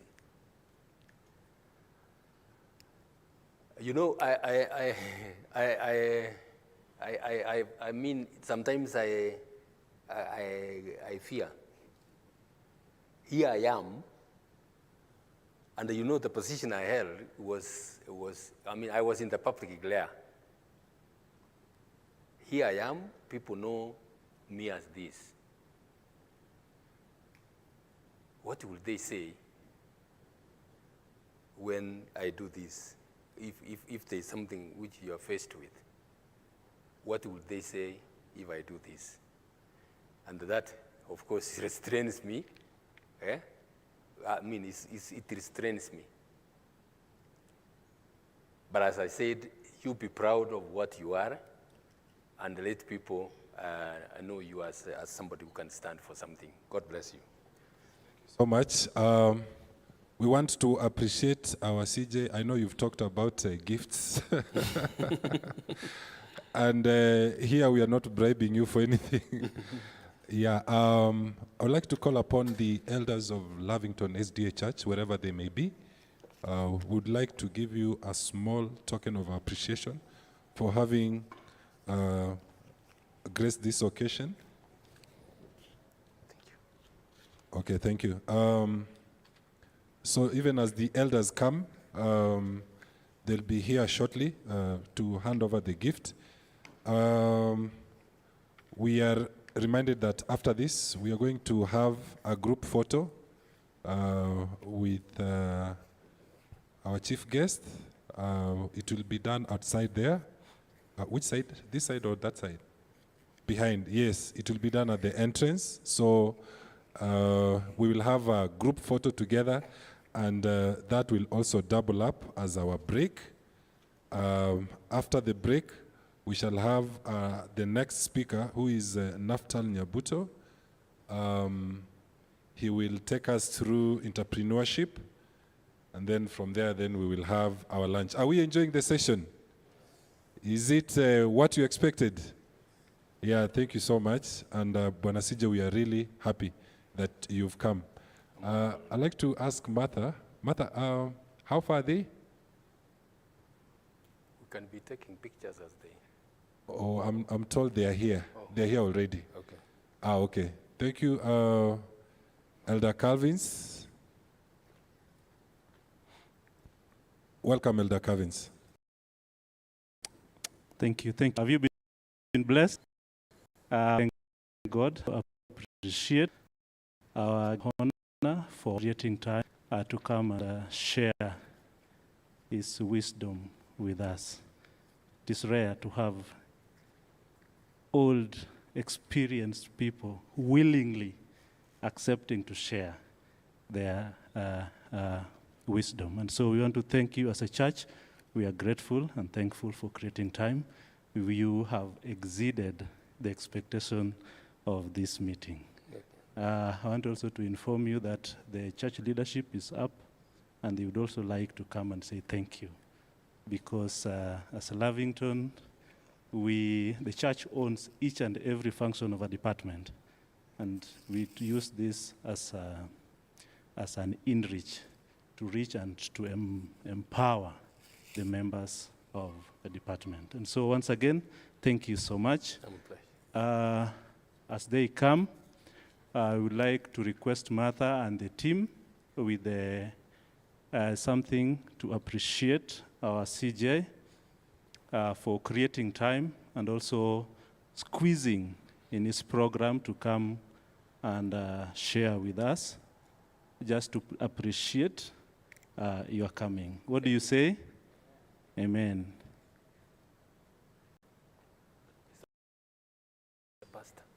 Oh.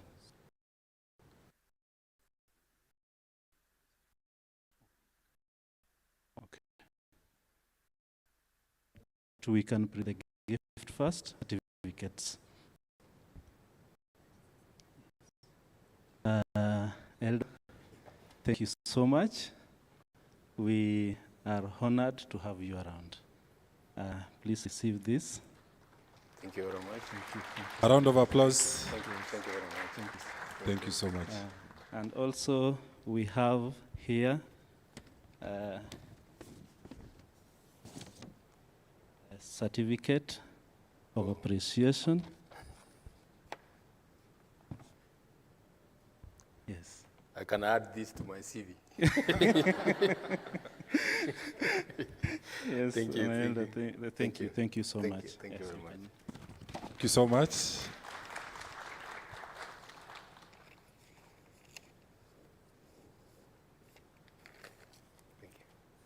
Thank you. I think now we can have a photo session outside as the elders come. I know they will appreciate the elder outside there. Thank you. Thank you. Yes. We'll allow the CJ to leave first, and then the rest we can follow. Remove this. Okay. Unstrap.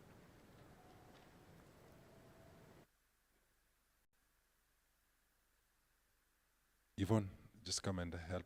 Just come and help with the microphone. Okay, the rest of us, we can just get to the back there, double it up as a session for a break session, and also just to know each other, even as we bring the guests for a photo session. Thank you so much. It's break time.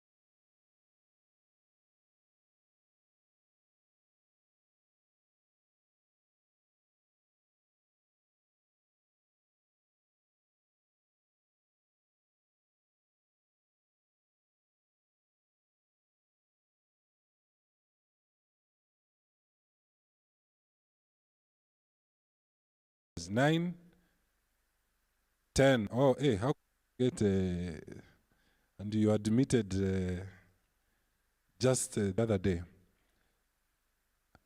Oh, it's been a long time, eh? Okay, thank you for that correction. So we have about 10 lawyers in the house, which is very good. Mambo na sheria, we are covered. Let's see engineers. How many engineers do we have? 1, 2, 3, 4, 5, 6, 7, 8. 8. We have 8 engineers, eh? And watu wenye hesabu iliwakubali. Let's see health practitioners, either doctor, a nurse, home caregiver, health practitioners, CHVs. 1, 2, 3, 4, 5, 6, 7, 8. Okay, that's good. We have 8. Let's see entrepreneurs. Let's see entrepreneurs. How many entrepreneurs are there? 1, 2, 3, 4, 5, 6. Okay. Let's see pilots. Do you have pilots? Do you have pilots or no pilots? Let's see people in the transport industry. Transport industry? Oh, okay. HR practitioners. HR practitioners. Yeah. Let's see accountants. Oh, sorry, HR practitioner is 1. So when ndo tatuandika kazi. Let's see, which one is that I mentioned? Yes? Yeah, accountants, yeah. Where are accountants? Let's see accountants.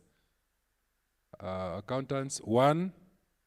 You have 1 accountant. Okay. 2, yeah, Davis. Yeah, 2. Watu wenye pesa ndio hao. They're getting fewer. Is there a profession I've forgotten? Yes? Oh, people in tech. Where are the IT gurus? How can I forget that? 1, 2, 3, 4. At least 4. I do not expect to see you raise a hand more than twice, isn't it? You are either in IT or in health. Okay? Teachers.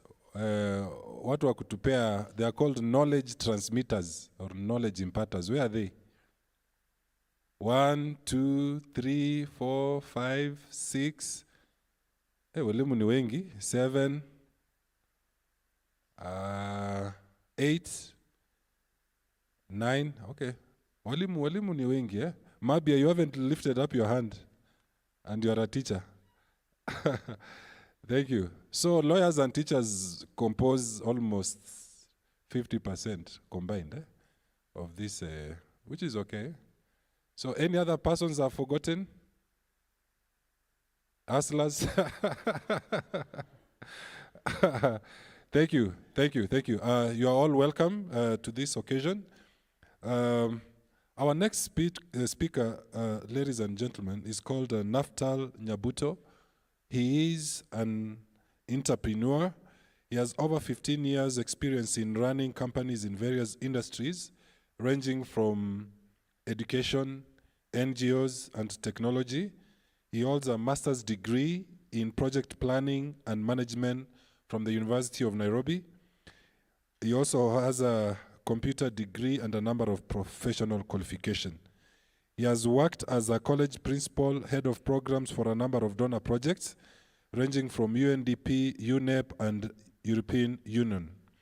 He has held ICT companies as CEO and director for over 6 years, and is currently the group CEO of M Zawadi Loyalty Group that comprises of other companies including Nyumba Mkononi Limited, E Zawadi, Tali International Consultancy Limited, and Coupon Kenya. He's also an author of one of the Amazon top-selling business book. That book is called The Spiderweb Strategy. Collaboration is the new innovation. Misikia hiyo? That is the book that he has written. The Spiderweb Strategy, Collaboration is the new innovation. You could check it out on Amazon. It's a strategy book that has been developed and is being studied by business students. He has also developed and innovated all company groups, all his company group products based on spiderweb strategy, and has worked with many multinationals and Pan-African countries, consulting for them on next generation business solution for African markets. As an entrepreneur, he has founded companies that have been successful in Kenya markets with no outside funding, and he prides himself as being among the top startups that have survived in different economic and political situations with zero turnover and zero funding from outside sources. Ladies and gentlemen, please help me welcome Naftal Nyabuto. What an impressive CV, what an impressive profile. Karibu, Bwana Naftal.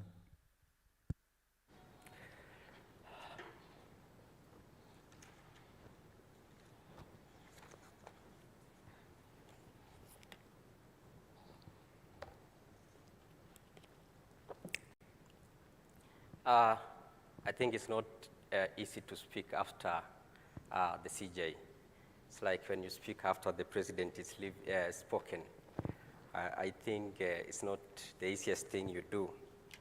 However, we have to speak because I'm not here to say how I made a bag of rice from a single grain. I might actually say how I made a single grain from a bag of rice. Because when people speak about entrepreneurship, sometimes we might not be able to connect simply because our situations are different and things are different. So today you'll ask me, what am I supposed to speak about? And I'm going to speak about my journey and the journey that we can relate to. And I want to the first speaker, just reiterate the first speaker's words about personal branding and how it's key to everything that you want to do. Before I speak, I want us to open a Bible verse. And this is a very important verse to me, and I think we know it all of us, the story of Jabez. You know the story of Jabez. It's been written in books a lot, but it's a story that every person who wants to grow can be able to relate. I think it's in 1 Chronicles 4, 9 to 10. The reason I want to start from 9 is simply because that is the context of it. Remember from verse 1 all through, it talks about all the prominent people in the area. But the story of Jabez is like an outlier. It's actually put there, and researchers have been the scholars trying to understand how come Jabez is only spoken there, and that is all. There is no history about him, and that is the whole concept of all of us. In 9, it says that Jabez was more honorable than his brothers. I want you to understand that. That is the word CJ was mentioning. He says by starting that Jabez was more honorable. That is a very important keyword. He was honorable than his brothers. His mother had named him Jabez simply because of that. And I gave birth to him in pain, and it's because of the pain the mother felt. But you read the context of it, it's not just the physical pain of delivery. It's the pain of the context where the mother lived, because they were a family which was not being recognized. And that is the family that lives in pain. These are like you are begging for food. So you are living in pain. So you are born, you can imagine a mother giving birth in a circumstances of poverty like that. And then number 10 says, Jabez cried out for God of Israel. I think that is the message for us today. Oh, that you would bless me and enlarge my territory. I think somebody mentioned here our different professions. I want you to have these words today, that's a prayer. Oh, that you, God, bless me and enlarge my territory. Let your hand be with me and keep me from harm, so that I will be free from pain. And it ends by saying, and God granted him his request. When I left campus 20 years ago, because I graduated in 2006. That's my first undergraduate. And the first thing I did was to look for a job. And I think when I finished, because I didn't study here, wherever I studied, I come back to the country, I was like Do I stay in Nairobi? Do I stay in Kisii? Do I stay? Where do people look for jobs? You know what all of us do. So I decided to start from Kisii. So I went there and I was employed in a job of 5,000 shillings and I was teaching in some computer class. And I started teaching students computer applications, teaching you how to hold a mouse. You know how difficult that then. You are being taught how to hold a mouse and people, high school kids are finishing. The first thing you are told is to do computer application, isn't it? They used to call it computer packages. Then I asked myself, all these things I've done in computer science, I'm here teaching people about Microsoft Word and Excel, and you teach and you ask yourself if you are doing the right thing. 2 months later, I started, and I can take the lesson now. I come to what the first speaker mentioned about personal branding. I say this story every time because that is where my career started from. I said I'm going to stop working, and I need to tell everybody in the world that I'm good, I'm smart, I can be able to do what I studied. People always perceive you differently simply because of how you have made them perceive you. So you have to make them see what they cannot see. How many of you tembea with their back written how good you are in what you're doing? People don't know how good you are, isn't it? Unless you bring it out. So what I did is I disappeared for 1 month. I went and organized for a conference. Those ones who know Kisii very well, there's a Zonic Hotel. It was the only big hotel in Kisii those years, those who know. So I said, I had to make sure I organize a conference in this kind of facility. And I branded myself a consultant. So I did a business card. And I got some young guys to go and distribute flyers for corporates which were there, NGOs around, everybody to come. And what I was going to speak about is the next frontier in ICT in Kenya. And the next one was about job opportunities in ICT. I was jobless, but I want to speak about it. So I organized a conference, and I made sure I disappear because, absence makes the heart fonder. If you are everywhere, people get used to you till they don't value you. It's a lesson you need to learn. So I disappeared. I was supposed to appear only the day of the conference. So I had guys organize it. I borrowed a laptop, because then I think I had my desktop from campus. So I came that day, and all of a sudden, the room was full. It was about 150 people. So the speaker is here, was jobless a few months ago. I was very new from campus. I said, I need to make my mark today and tell everybody that I'm here. So after the presentation, I realized the audience were people. I remember then one of the big institutes in Kenya called Management Institute, Kenya Institute of Management. There were directors from other colleges. People came from different people. And as usual, when you are a speaker and you are presenting as a consultant, people want to speak to you after, isn't it? To network. So after that, everybody gave me an appointment to go see them. And it was like, so what, do you come and speak to our students, for example, one of the institutes? I made myself ready. I said, no, I'm traveling out of the country for the next few months for speaking engagements. But I disappeared home. Hocha was not very far from there. And I came back after 2 months from wherever I had gone. So I came back and visited them. They gave me, just to cut the story short, I started my journey of career because I headed ICT consultancy wing in Kenya Institute of Management. Those ones who are in that area, they know it. I became a principal of a college, and I became a part-time lecturer. I got 3 jobs in 1 week. I never tendered my CV, so I started getting into management, and my career jump started. So if I could have stayed where I was, God knows I could have stayed there how long. Before I did what? My journey got elevated.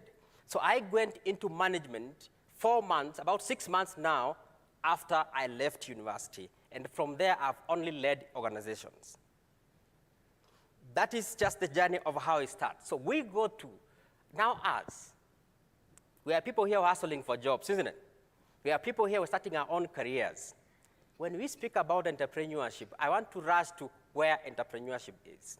The first thing I want to tell you is, I read this story of elephants in Asia. And what these elephants do is that they are tied into a rope. And one of these guys goes touring and checking these elephants and realizes, asks the owner of these elephants, how come these elephants are still tied in a rope and they can't break? And this guy tells them, you know what? They can't break because when they were younger, we tied them into this rope, and they could not be able to break. And since then, they always think that that rope which used to make them feel pain is still going to be painful, so they have never even tried to escape from the ropes. That's why it's so easy for us that we should not be able to think about what was there yesterday. We should start thinking about what journey we can be able to do. Fast forward, my journey of entrepreneurship was in 2016. I left NGO, then I was working with a program of UNEP.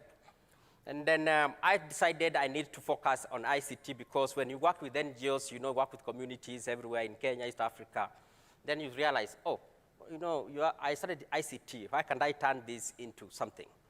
The first problem and the first stage of every entrepreneur everywhere is, how can I commercialize my idea? I meet a lot of ICT guys here. They have wonderful ideas, wonderful softwares. Ask them, how are they going to commercialize it? They don't know. Because don't start thinking about an idea you don't know how to commercialize. An idea can be as fantastic, as good as it, but it remains in your head. It's as good as it is in your head. Reality, kwa ground, things change, isn't it? We have all tried to market things here. We have tried to come up with ideas here. But when reality strikes, the first thing that everybody goes blank is where? The reality of starting to find the first client. That's usually the first step, that's the difficult step.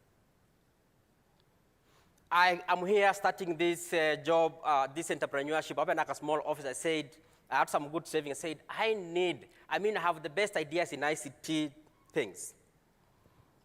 3-4 months later, the reality is I can't sell. Why? Because you are starting an idea which is ahead of the market. Those who answer ICT know that some ideas can be 10 years ahead of the market, and you are trying, it's as fantastic as it is in your head, because it's fantasy, because it's what you read on the news. I learned the first lesson, that everything that we want to do must start from the problem that is existing in the market. If you don't solve the problems that exist in the market, then your idea will remain what? Textbook. Napoleon Hill, those ones who read Think and Grow Rich and Master Key to Riches, talks about the first stage of getting into business and entrepreneurship. That the first important part is that you must be able to think about thoughts, because thoughts are things. You know that. Similar, something about the law of attraction, the secret. We don't know how to apply it. If you have money today, you don't even feel hungry. Did you know that? When you are broke is when you feel every smell of food around you, isn't it? Because it's the law of attraction. It's exactly what we attract. When you start thinking about something, you have to visualize it and first think of how that thing is going to make you money. So the first stage was desire. But we can be so much motivated about all these things, but at the end of the day, when you start striking, that goal is not there. So I started the business 6 months, 8 months later, no breakthrough. I realized, first lesson I started, I made a mistake. I stopped working before I made good research of what I wanted to do. That's the first mistake I did. Don't stop working before you know where and the industry you want to go and be sure of it. Please. I was lucky that at least I had some few connections here and there, and they didn't work. Why? Because my connections were in the wrong industry.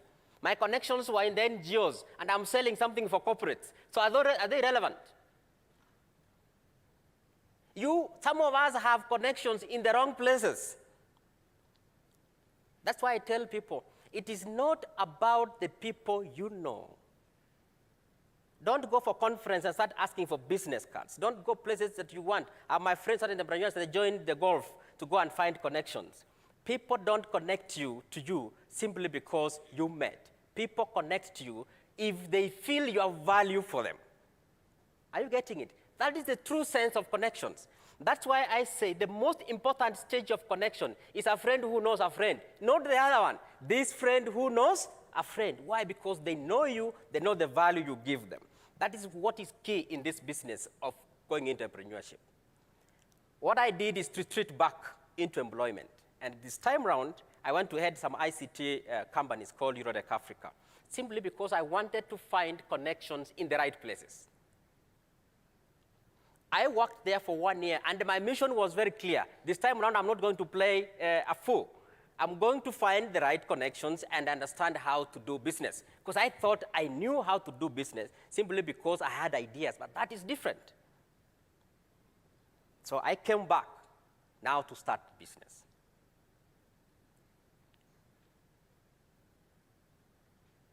So if you look at that journey, the second stage that we look is what we call spotting opportunities in every place we are. Let me give you this story we do when we teach or lecture or talk about entrepreneurship, or in terms of money circulation, so that you understand how opportunities start. This tourist goes to this small town and finds an hotel and puts an $100 bill on the counter and says to the owner of the hotel, let me go check if the rooms are good for me to take. Puts a $100 bill there and goes to look for rooms. This owner of the butchery, of the hotel, had a debt with the butchery. So he rushed with the 100 shillings knowing that this guy will do what? Will come and take, because the guy was on him. Goes to the butchery and gives this butcher guy the 100 bill that he owed him. This butcher guy realizes that he also had a debt from the guy, from the pork farmer. So he rushed to the farmer and gives him the $100 bill. The farmer realized he also owed the guy who sells from the aggrovate the feeds for his pigs, and he takes the $100 bill there. The farmer, who was the feed guy, had gotten some service from a local prostitute who he didn't pay. So he took the dollar bill to her. And this lady had acquired a room from these guys without paying. So he returned back the dollar bill to the hotel. When the tourist came back, the dollar bill was there and he was not interested about the rooms. He took his $200 bill. How many people had been impacted by the $100 bill? And everybody cleared this debt, isn't it?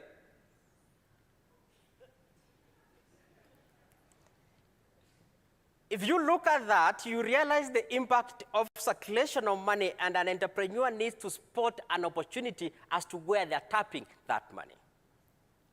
It's very important. Now go to the second stage.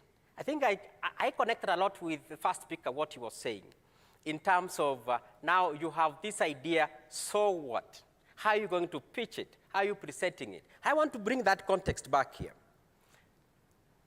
In this book I've written, and I've read a lot of journals about it, was forming my PhD thesis. It's called Spider Web Economy, Web Strategy. Yesterday, I think on Friday, I was speaking with the marketers in terms of this strategy. And the funny enough is that I was disputing one of the biggest strategy, which was introduced by Harvard School, called Blue Ocean Strategy, which was coming out from those ones who are in the business school. You talk about competitive forces or potters. What I'm talking about business classes, isn't it? And I have come and said, you cannot talk about potters, how you have to analyze competitors, because they're no longer boundaries. A web economy talks about spider web economy simply because I'm telling them, I'm introducing a new strategy for strategic managers to start thinking differently. That Potters tells you, analyze your competitors, tells you pricing is a key component of competitiveness. Blue Ocean from Harvard School comes and tells you, no. You need to develop your own uncontested market and stop competing with what? Competitors, meaning create your own blue ocean and stop being with the red ocean, meaning you create your own value and be able to compete on your own. That is what an entrepreneur does. You are not going to start a product and start competing with the big giants who have bigger muscles. Are you going to have money to advertise? No. It basically means that you create your own competition. In our organization, I think one of the people here you don't know that who is very critical is called Winnie there. She's been with us as a business development manager for long. We say you should never tell me about competition because we don't talk competition. We don't map competitors. We innovate. They benchmark on us. They talk about us. They map us. We don't talk about them. Because we realized in 2016 that when I go to My first client was BAT. We developed this good innovation nobody had in this market. We are here going for British American Tobacco, a multinational, and telling them, no, you guys, I have this. The first question they ask, he knows, first thing is, who else is your client? Sio, nimeuliza maswali. Who else? So who is going to be your first client to be able to be a study case for others? So first thing we did, and that is what spider web economy I'm talking about, collaboration. You have to make yourself look bigger than you are. I think I was talking about stage fright. You know, when you come to stage and you have a personality which is a good personality and you are confident, you create or you ooze confidence to your own clients. Because they understand you understand your staff, isn't it? Who wants to give somebody to somebody who is panicking to a business? So the first thing in that personal branding was collaboration. You know what the trick we did? We went and discussed with some of the company in Europe which had a presence here, and we told them, you know what, you guys, we want to collaborate. We want that we create a coin here. It's an e-coin in terms of loyalty points. We create an e-coin, and this e-coin can be converted into a gift card, and you can go to Starbucks and use it because you guys already have a network in Europe and the US in terms of gift cards. I knew we didn't even have that points to give anyway. But you see what they did there? They said, oh, I mean, this is great. So we collaborated with them. Then we said all their clients are our clients. Now we could go and say we have 700 outlets across Europe. And these guys were like, you mean you can convert this thing? You told them, just try it. Go to Starbucks today and have coffee and use it. We started creating confidence. Why? Because of what? Collaboration. Some of the partners were not adding value directly to our business. But we knew as a startup, the first stage you need to do is that you have to make yourself bigger. We're having a discussion with Mugusu out here and discussing and telling him, you know what? You better have a small piece of the bigger cake than not having a cake at all. Some of you have companies and businesses, you all so tied to yourself, and you have nothing out of them simply because you don't want to bring in partners who can help you push that product forward. What is the essence of having a company? You are the 100% director and sole proprietor, and you have nothing out of it. Vis-a-vis having a company, having 10% of a giant of it. Are you getting what I mean? We need to start looking out of it that way. So that partnership and the collaboration, Jumbo started as a smaller startup. We needed it, and you need it. I tell people that if today you want to go into employment, and you want to go into employment of sales or marketing, you have been applying and applying and applying. You ask yourself the question, what am I not being asked? First, start creating the connection. I don't buy into the concept that you need money to get a job. In my years, I sat in interviews with Kenya Institute of Management as a consultant, interviewing a lot of guys in different corporates. It's only 10 to 15% of the people who come to the interview panel are actually qualified in terms of skill, confidence, and actually really deserve that job. Most of them are not prepared. They only have a paper to talk about. Can you imagine today if you come to Marky's desk, you are selling a product, which might not be of existence, or your own company selling a product, you pitch it so well. Next time, if you apply a job and it sees you there in that panel, you know, you can create connections by you having a product that you have innovated or taken up, and you use it as a method of creating connections. When you meet this person, you have to describe yourself. What value do you have? So when you give value to this person, that the connection ends there. So that stage reaches. So we have created collaborations. And that's what you need to do. The first stage, you need to create those kind of partnerships. Create collaborations. Make yourself look bigger. Nobody wants to associate themselves with people who look desperate. Take that from me. They will not receive your next call. You have their business card, but that's not adding no value. Connections are not created by giving or getting business cards. It's a false connection. But you brand yourself and create a value out of yourself, then your entrepreneurship journey is going to be very easy. Then, what's the next stage of the lessons that we need to look at? Now you have this concept, you have this idea, you need to find where to get it and how to get it out. I've said you need to partner, you need to collaborate. There are normal things we are told about research. Those are normal things you need to be able to know how to approach. The next thing, which is very important, what is your commercial model for your business? A business will break simply because your commercial model is not well thought of. Assuming, for example, I want to start selling, I want to do horticulture, and I want to sell tomatoes. The next thing you do is go social media, post I have tomatoes, do deliveries. That's what we do. Or think about I'm starting a grocery and I can be able to do this. You are doing what your mother can do, isn't it? And she will do it better simply because she has more resilience. You don't have. That day you'll walk with the high heels delivering things and somebody turns with them, you will give up. So you have to understand yourself simply because don't try to be like anybody else because you have your own strength. Bring in people who have the strength that you don't have. I get these ICT guys, very good software developers trying to do sales for their own softwares. Please stop it. Stick to what you're good at. Are you getting it? Get a sales guy and tell him, by the way, I want you to be our partner. You're so good in selling. Let me develop it. You do what? Take it to the market. You have this personality of a person who will not sell. The reality is in entrepreneurship, there's a reality. Usijidanganye ati. No. You know you can't sell, it's full stop. At that time, you need money. What happens next is as all our entrepreneurs we face, capital ends. Pesa kwi. So you struggle with two things. You struggle with survival of living and paying your rent and survival of trying to be resilient. And most guys tell me, tunaambiwa in the books, the motivational books, that we have to be as resilient as possible. But the reality is I need food to put. Are you getting it? That's the reality. And the reality is I can't go to a bank because the bank needs my history of score, credit scores. So what do I do?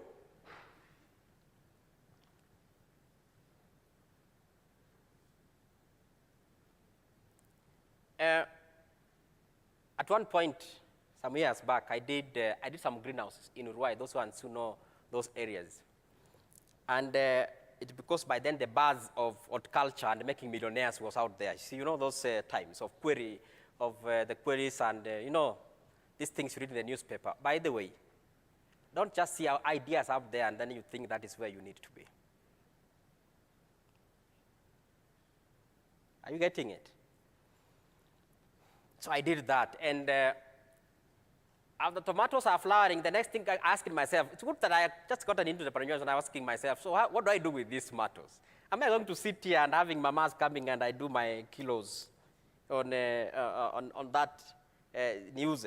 And that place used to be very inaccessible. When it's rain season, we used to use bulls. Donkeys could not move there, so you have to use the bull. Some Wakambas, they have bulls with a cart. So I said, this is looking ridiculous. So what I did, it's like, do I really need this? If I've produced, what do I need? Why do I need to sell again? As a producer, I really need to have to sell. So I can look for guys who can sell my produce. They also make their money. I want to be the one producing and at the same time taking it to the market. You know what it means that way? I went and got some guys doing sales. I told them, me, I'm going to give you have your connections. Go look for tenders. Go look for where you can supply. You don't need to do anything. You pick, you deliver, take your cart, give me the money. I got some guys who are very good hustlers and they didn't have capital, but they have the mouth to do what? To sell. So this guy went to zucchini, got some contract there, went of a product they didn't have. So me, I told them, okay, now pick, supply, get the money, take your cart, give my money. Because working smart is different from working hard. Some of you sleep very late, you work so hard, but you wonder why you don't have money in your pocket, isn't it? Because the world does not reward hard workers. Because if you're going to reward, oh, this guy is doing some mujengos, they will be very wealthy, isn't it? They work hard. They use their energies. Because that is not what this environment needs. It just needs you to do one extra thing, something nobody else is doing what? Is doing. That's why I started by saying thoughts are things. You better. The only thing that will sustain there is thoughts. It's how you want to keep innovating and becoming more innovative. So we started creating technologies out of this market. We created technologies. And every time we created this technology, it was so easy for us to get the market. Why? Because we knew what the purpose of partnership. Let me give you one example of how it means to think out of the box. We launched a product, those ones who have been following my social media, called Nyumba Mkononi. It's one of the products we just launched in November last year. This product meant, you know how you guys construct houses, and you do incremental construction. Si hauna pesa unaleta mawe kwa shamba mchanga. You know how African we construct. It's called incremental construction. Then I didn't even know it's called incremental construction. It was incremental construction. Then I thought, okay, why can't we create a technology that this guy is badala alete mawe kwa ground, hiyo mawe inakaa kwa simu. Hiyo mchanga inakaa kwa simu. Hiyo simiti inakaa kwa simu. So that when somebody is drinking somewhere, anaonyesha wenzake, you know what? Let me dedicate this one drink or my lunch into simiti. And I can show them, I've already in my 70 cement, nimefika simiti 20, nimefika shamawe, meaning they build their house on the phone. When they are ready, it's delivered to their site, they construct. Amazing. Then, with my experience in that, I said, this, as amazing as it is, we have things to deal with first. The issue of trust, isn't it? We have another thing to deal with. We are dealing with what we call a B2C model. So, a B2C model. A B2C model is whereby a business is selling to a consumer directly. Can you imagine if I don't get an audience like this, I have to get out there one person. Do you know how difficult is it to sell to a C, isn't it? Our model of business has always been B2B, because when you are starting small in a business that is on that area of service and everything, B2B model is the best model simply because you can walk into a business, have a conversation, they give you business, it sustains your business, because number one rule of entrepreneurship, first, survive. Survival is number one, not being rich or wealthy. Number one is survival. Learn to survive. So that B2B model was the best class model. So I said, I have this one concept I learned. One of the companies I headed was with the current minister, Moses Kuria. So I headed these companies, these technology companies. So I worked with him closely, and one day he told me, Naftal, you need to learn the concept of using people's money. The concept of people's money. You don't need to use your own money to do anything. You can use people's money. He taught me that. I said, yes. Now let me try to use this concept here in this model that we are going to work. So I approached manufacturers. I told them, Bamburi, you are here at the part of our companies, Mabati Rollins, all these manufacturers. I told them, you know what? I'm going to help you lock in a client from day one they have a dream of construction. Meaning, akianza kununua simiti yenu from number one, hawezi stop because they can only buy your brand, isn't it? Because if you leave them until the day they reach your shop for them to make a decision, then they are likely to start comparing prices, isn't it? Is that what we do? So we are going to help you lock that client from day one, from the dream stage. We told everybody else, we are giving you the platform. This platform now, what do we need to do with it? I told them, I'm helping you solve the cost of business and the cost of marketing. Can you imagine if this client was starting to construction, you have to make noise on TV telling him to choose your brand. I've saved you the cost of marketing, isn't it? So now what is what you're going to do for me? You are going to take care of marketing my platform, and I'm going to give you exclusivity. Basically means make noise about Nyumba Mkononi. I help you get that client. You don't need to advertise again for that client for the rest of the 4 or 5 years he's going to construct. They were like, wow. These companies are the ones who are taking care of all my marketing costs. other people's money. Are you getting what I'm talking about? That the concept of not having capital can be changed depending on how you want to model your businesses. I remember one time we developed, those ones who are online, you can see something called Zawadi Mall. We said, in 2010, I tried to introduce what we call drop shipping. Then it was very coming up in 2010 there. The concept of selling what you don't have, that you're just connecting a consumer to the manufacturer and you don't need to spend a coin. That model can be brought here and made sure that I can walk into a manufacturer today and I sell your product without spending a coin. That means I just need to understand the value chain of how distribution works. And I come and pick my retailers in Kangware, for example, and I tell them, I'm going to distribute you this X. And I go to this guy who's a distributor and tell him, you know what, I want to sell your product. So I pick an order, come pick your goods, deliver. As a starting model for a lot of us. Why? Because I've learned in entrepreneurship that the second and most important stage and that an entrepreneur needs is innovation. Not innovation in terms of technology, but innovation in terms of what you are selling. And this one can only be achieved when you speak and talk to people so that you understand their key problems so that you can be able to innovate. And so that basically means you are actually scaling. So the third part, I was asked to, so how do we finance our businesses? I've already told you how you don't need to look for finances first. But I'm going to tell you, for those ones who are already in business, how to look for these finances.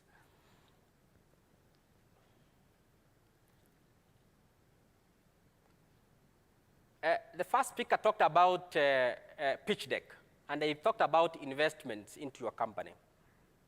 There's one thing that we have never understood here, that the type of investments right now reaching almost $1 billion in Africa, in different sectors, from health, from agriculture, from ICT, all these, they are all going to startups. And most of the startups receiving this money is social enterprises. We just need to know what we are doing. Social enterprises meaning if you have an idea and a concept that you feel it can keep to create impact for people around you, or the community around you, then you are able to access these funds. These funds come in different forms. Number one is what we call grants. A lot of organizations and NGOs, international organizations, they are giving grants for social enterprises in Kenya, mostly in agriculture, mostly in health, in housing and such. So as a social enterprise, you just need an idea because it's just an idea stage. Once you find it, then you are able to do what? Move to that stage of how do you get this. So get into connections, get into forums like there's a social enterprise networks in Kenya. Number two is when you get equity investors. This is whereby I come to you and tell you, you know what? I have this idea, I have this concept. How much can you bring on board so that you can be able to own part of my company? That's why I told you don't need to own the whole piece of the cake. However, at international stage, a lot of startups we interact with have actually moved to the extent of being funded. You know a lot of startups in Kenya have been funded, isn't it? So you know startups in Kenya are being funded in millions of dollars, $1 million, $2 million, $3 million, $4 million, big startups. Some of them are foreign-owned in the name of Kenyan-owned, but that has been changed because currently, why they were being funded for those because they were not Kenyan-owned was an issue of trust. Most of those investors thought, you know, kiona wewe si mzungu anaona I cannot trust you. But that is changing. So this basically means you have an opportunity to tap into those funds. And what the first stage you do is join what we call accelerator networks. Get them, join it, and produce your idea there. You have another option of angel investors. So some for the individuals who want to invest in early stage startups. So at that stage, do you need capital? At that stage, what you just need what? Is an idea? An idea.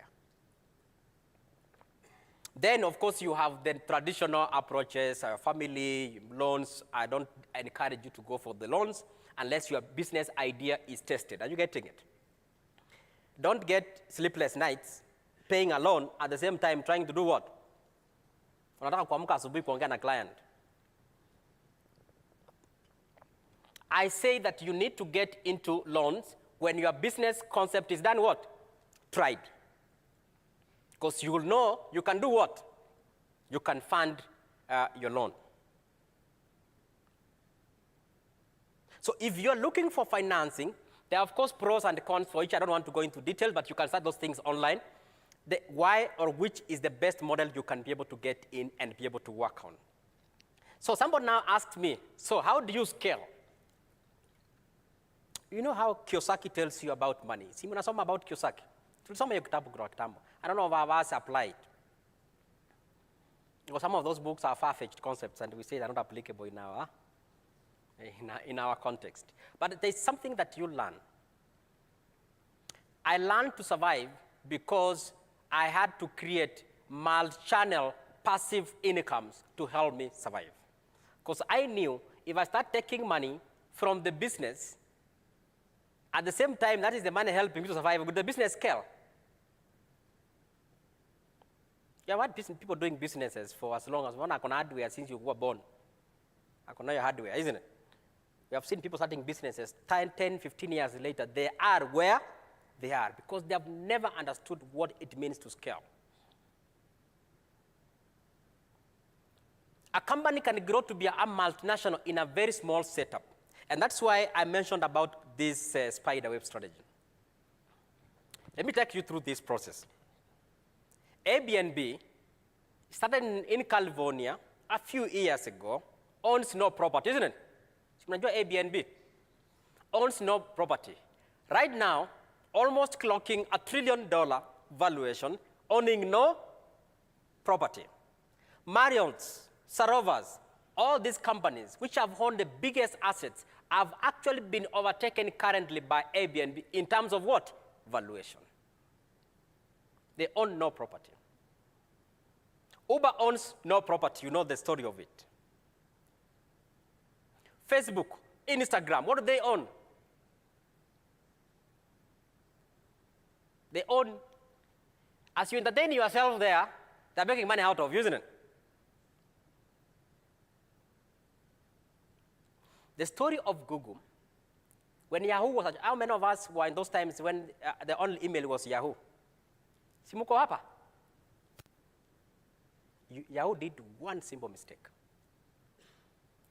Yahoo went to buy Google when Google started. You don't know that Yahoo was buying Google. But one of the board directors said, we cannot buy a smaller company that is not a threat to us. By then, Yahoo was bombarding people with adverts and everything. Those ones when Yahoo was that. So the client experience was very bad. This guy started up as a startup. And you know the journey, how it went. But Google has not stayed Google simply because of that. Google has innovated and innovated. They went up. They knew. Let me now give you that journey of innovation so that you can now see why you can scale up and how you can scale up. Because they knew they have come up and they're competing with a giant. The first thing they did, they knew that they just need to introduce a search engine that has nothing. When you go there, you only see search. That is the first thing they did. When they did that and they realized there were a lot of people, then one of the employees inside started, we need to have a Gmail to compete with a Yahoo Mail. Gmail started. They transformed how email is being done in terms of experience. Yahoo used to give only 100 MB storage. These guys gave 1 GB storage. The journey started. They didn't stop. Within a very short time, this guy said, you know what is happening in this? We need to give people more. If we need to create adverts, we need to create Google Analytics so that we can give businesses what? Value for what they do what? They advertise. That's what the time they created Google AdWords. Those ones, at that time, we used to use Google AdWords for blogs and everything. They introduced that. Then later, they introduced Google Analytics. A few years later, they bought YouTube because then Apple was saying the next generation of internet is video. They realized an opportunity. They went into video. When mobile phone was coming in, and a lot of companies, you know what happened to the Nokia's, BlackBerry are coming in, and everybody was struggling what we do. This Android thing is not going to. This guy said, the next frontier of it is mobile, because Apple had seen it's mobile. So what do you do with mobile? We need to be the foundation of mobile. They bought Android.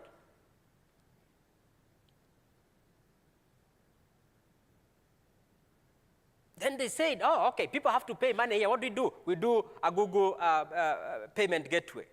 Things change, things change. Every 3 years, Google was innovating. So they have not stood in the market being valued over $900 billion simply because they are Google. It's because they continued evolving. So if you are selling your tomatoes and the only thing you have been doing is post on Facebook waiting for the same result and want to be rich, you are not going to be rich. That's for sure. If you are an engineer and a lawyer and you can't touch, I speak to some lawyers and a lot of them are my friends. Actually, I work more with lawyers because where I studied, a lot of my friends were lawyers. And they keep telling me about this business and partnership and all this. I tell you, these lawyers, no offense, you don't know how to do business. You're so much into your legal. I say about doctors, about engineers. We can convert our profession to become an enterprise. Let our profession become a job creator, because that is all about entrepreneurship. Your profession needs to jumpstart you to creating something bigger so that you don't work all of your life. This world is being driven by innovations. It's being driven by innovations from all scales of professionals. It's being driven by businesses. Engineers need to drive businesses. Doctors need to drive the businesses within their channel of work. Lawyers to drive it. Everybody to drive it, because if you have a profession, it means you have, number one, way. You are already starting from somewhere. Don't start thinking outside. Start thinking within what you studied, because what I've learned over time is that you are in safer hands of business when you do something you understand very well. You are a lawyer, and you hear the top billionaires, top 10 are all techie, and you want to form a techie company. And you get these software developers who have who sometimes are very weird. They take you around and around and around and around. They tell you today, tomorrow, we know our space. And then you close a company 1-2 years later, and then you say, I failed. It's because you are going into a space you don't understand. So that is the whole concept. And to just finalize, and that's the journey of entrepreneurship, I want to tell you today that the first thing that we need to find is let us not be like the story of the eagle and the chicken. You know how that farmer took that egg of the eagle, put it with the chicken, and when the egg hatched, the eagle grew with the chicken, and every time this chicken will tell the eagle how it can't fly. And this eagle will look up and see another eagle, but they keep saying, you know what, you can't fly, you are a chicken. You can't fly, you are a chicken. Most of us, that is what we are being told every day, that we are chicken. We don't understand. We don't know that we are eagles simply because we are breeding, we are talking, walking, and socializing with chicken. Eagles don't put up in a company of doves, isn't it? You know that. How will you know how to grow your business if all your social cycle are chicken? Nyote mnakula soil hapo chini. You can't grow. I'm telling you the reality of business. The reality of business is that you start getting yourself into circles which will open up your mind, will tell you things. Opportunities in the industry or businesses are created from the social circles. So you have to come out of it. If you're the guy who is always in social media, just there and talking and seeing, and you know, videos, nowadays TikTok has taken over. People are on videos, you are addicted to it. And the other time I was talking to somebody in China and telling me that TikTok in China is so encrypted to such an extent, they don't see what you guys see. They only see things that can change their people. but we are here all over with things that cannot even assist in your life. You have a lot of theory. We have become theorists. We are associating ourselves with platforms and the people around us who are basically making us chickens. We cannot scale up your enterprise or your business if you don't have the right network and the connections. And this is not a connection that you're going to buy. This is a connection you get from the people you meet, a friend who knows a friend who knows a friend. You start socializing like that, go to this kind of talks, this kind of places, meet people. You will see how things open up. I always say, people, and even in my place, we say that consistency, the universe always rewards people who are consistent. The universe will one day reward you. That's for a fact. Just be persistent and keep yourself there. If you want to grow from today as we move out, I want to give you a challenge. This is what I do for people, turning anything into an enterprise. I think when I was being read the idea, so I was being told, you know what, you need to give people something different. Wakitoka hapa wasiende na motivation speaker and all that. And that is exactly what I'm here to do. We are going to do this. Regardless of your profession, if you have an idea, as I mentioned about Kiyosaki saying the passive income, wealth is created from what? They're creating a multiple income streams. It's not your salary. You earn $1 million, you see our MPs and our ministers, they're always crying it's not enough. It's always so. It's never enough. And that's one, be assured. The multiple incomes you create, you don't know. One day, that is what will turn up to be your core. Why? Because at that stage, you don't have pressure of rent. That helps you scale your. I'm giving you that truth. Ile siku unaacha kazi, ama unafutwa kazi ndio unatafuta biashara ya kufanya. Watu wanadanganya watu ati walitoka kazi ndio wakaanza na hiyo one grain. Let me tell you, that is not an easy journey. That is the fact. It's not an easy journey. Kwanza, when you start from ground, you have no connection at all. You know nobody and you know business. That is not an easy journey. So if you are thinking, then you should start your journey. Right now, it's easier to fail. You know that story of Matthew, of that guy who was given one and they didn't invest it back. You know the story. What was he told? You are foolish, isn't it? You are stupid, isn't it? But was that guy really stupid? Let me now talk this business. This is not now. You know, when you have a shilling, it's very hard to give that shilling away. You know that. But when you have 5, you can risk, isn't it? Let me tell you today, if you have, that is the only money standing between you and the evening. If you invest pesa, do you give it? Do you give that money away? That's the reality of entrepreneurship. That the moment you are panicking and trying to survive, you are likely not to risk. Don't nobody cheat you, be a risk taker. Let me tell you, risk taking means you have to be calculative in taking risks. If you are a risk taker, you can't just put your investment here and then you expect now. No.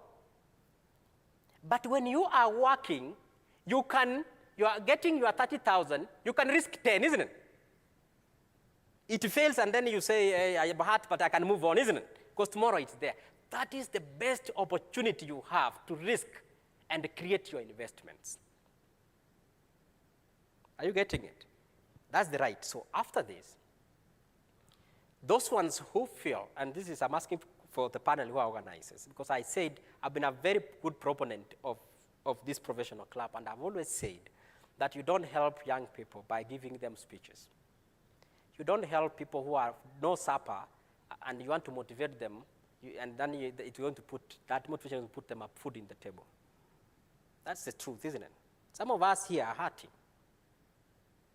What they want to hear is, what can I do tomorrow? So we're going, if they allow, create a forum. This is going to be virtual. Create a forum. You come up with the idea. I'll be available. We'll be able to create what time we can be able to do this. Those ones who can do it even in the evening or at night at some few days. Come up with your 2, 3, 4, 5 wild ideas.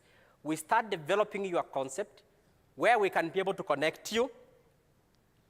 Who can we bring on board to you to assist you move your next thing forward?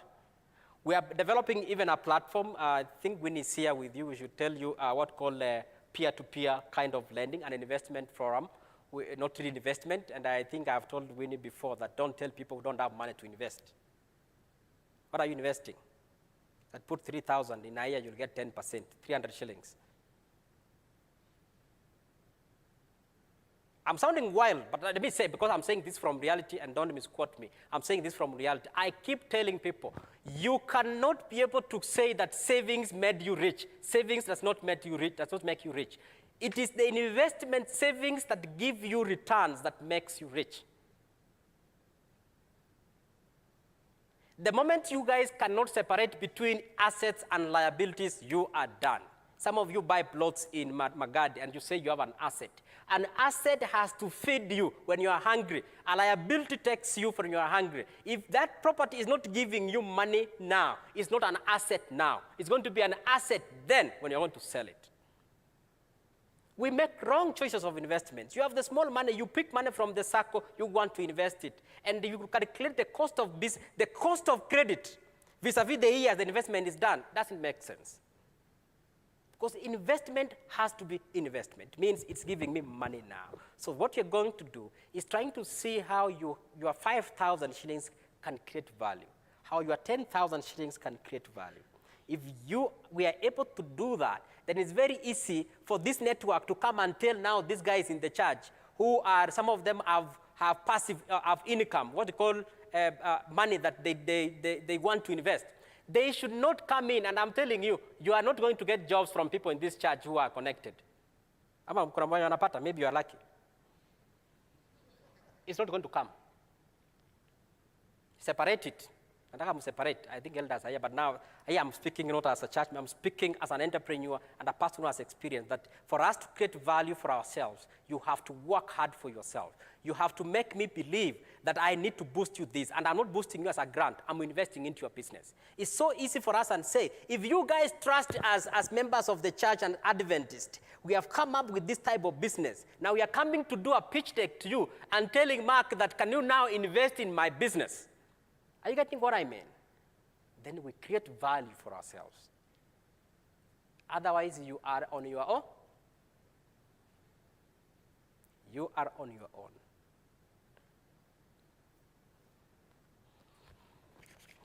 Thank you.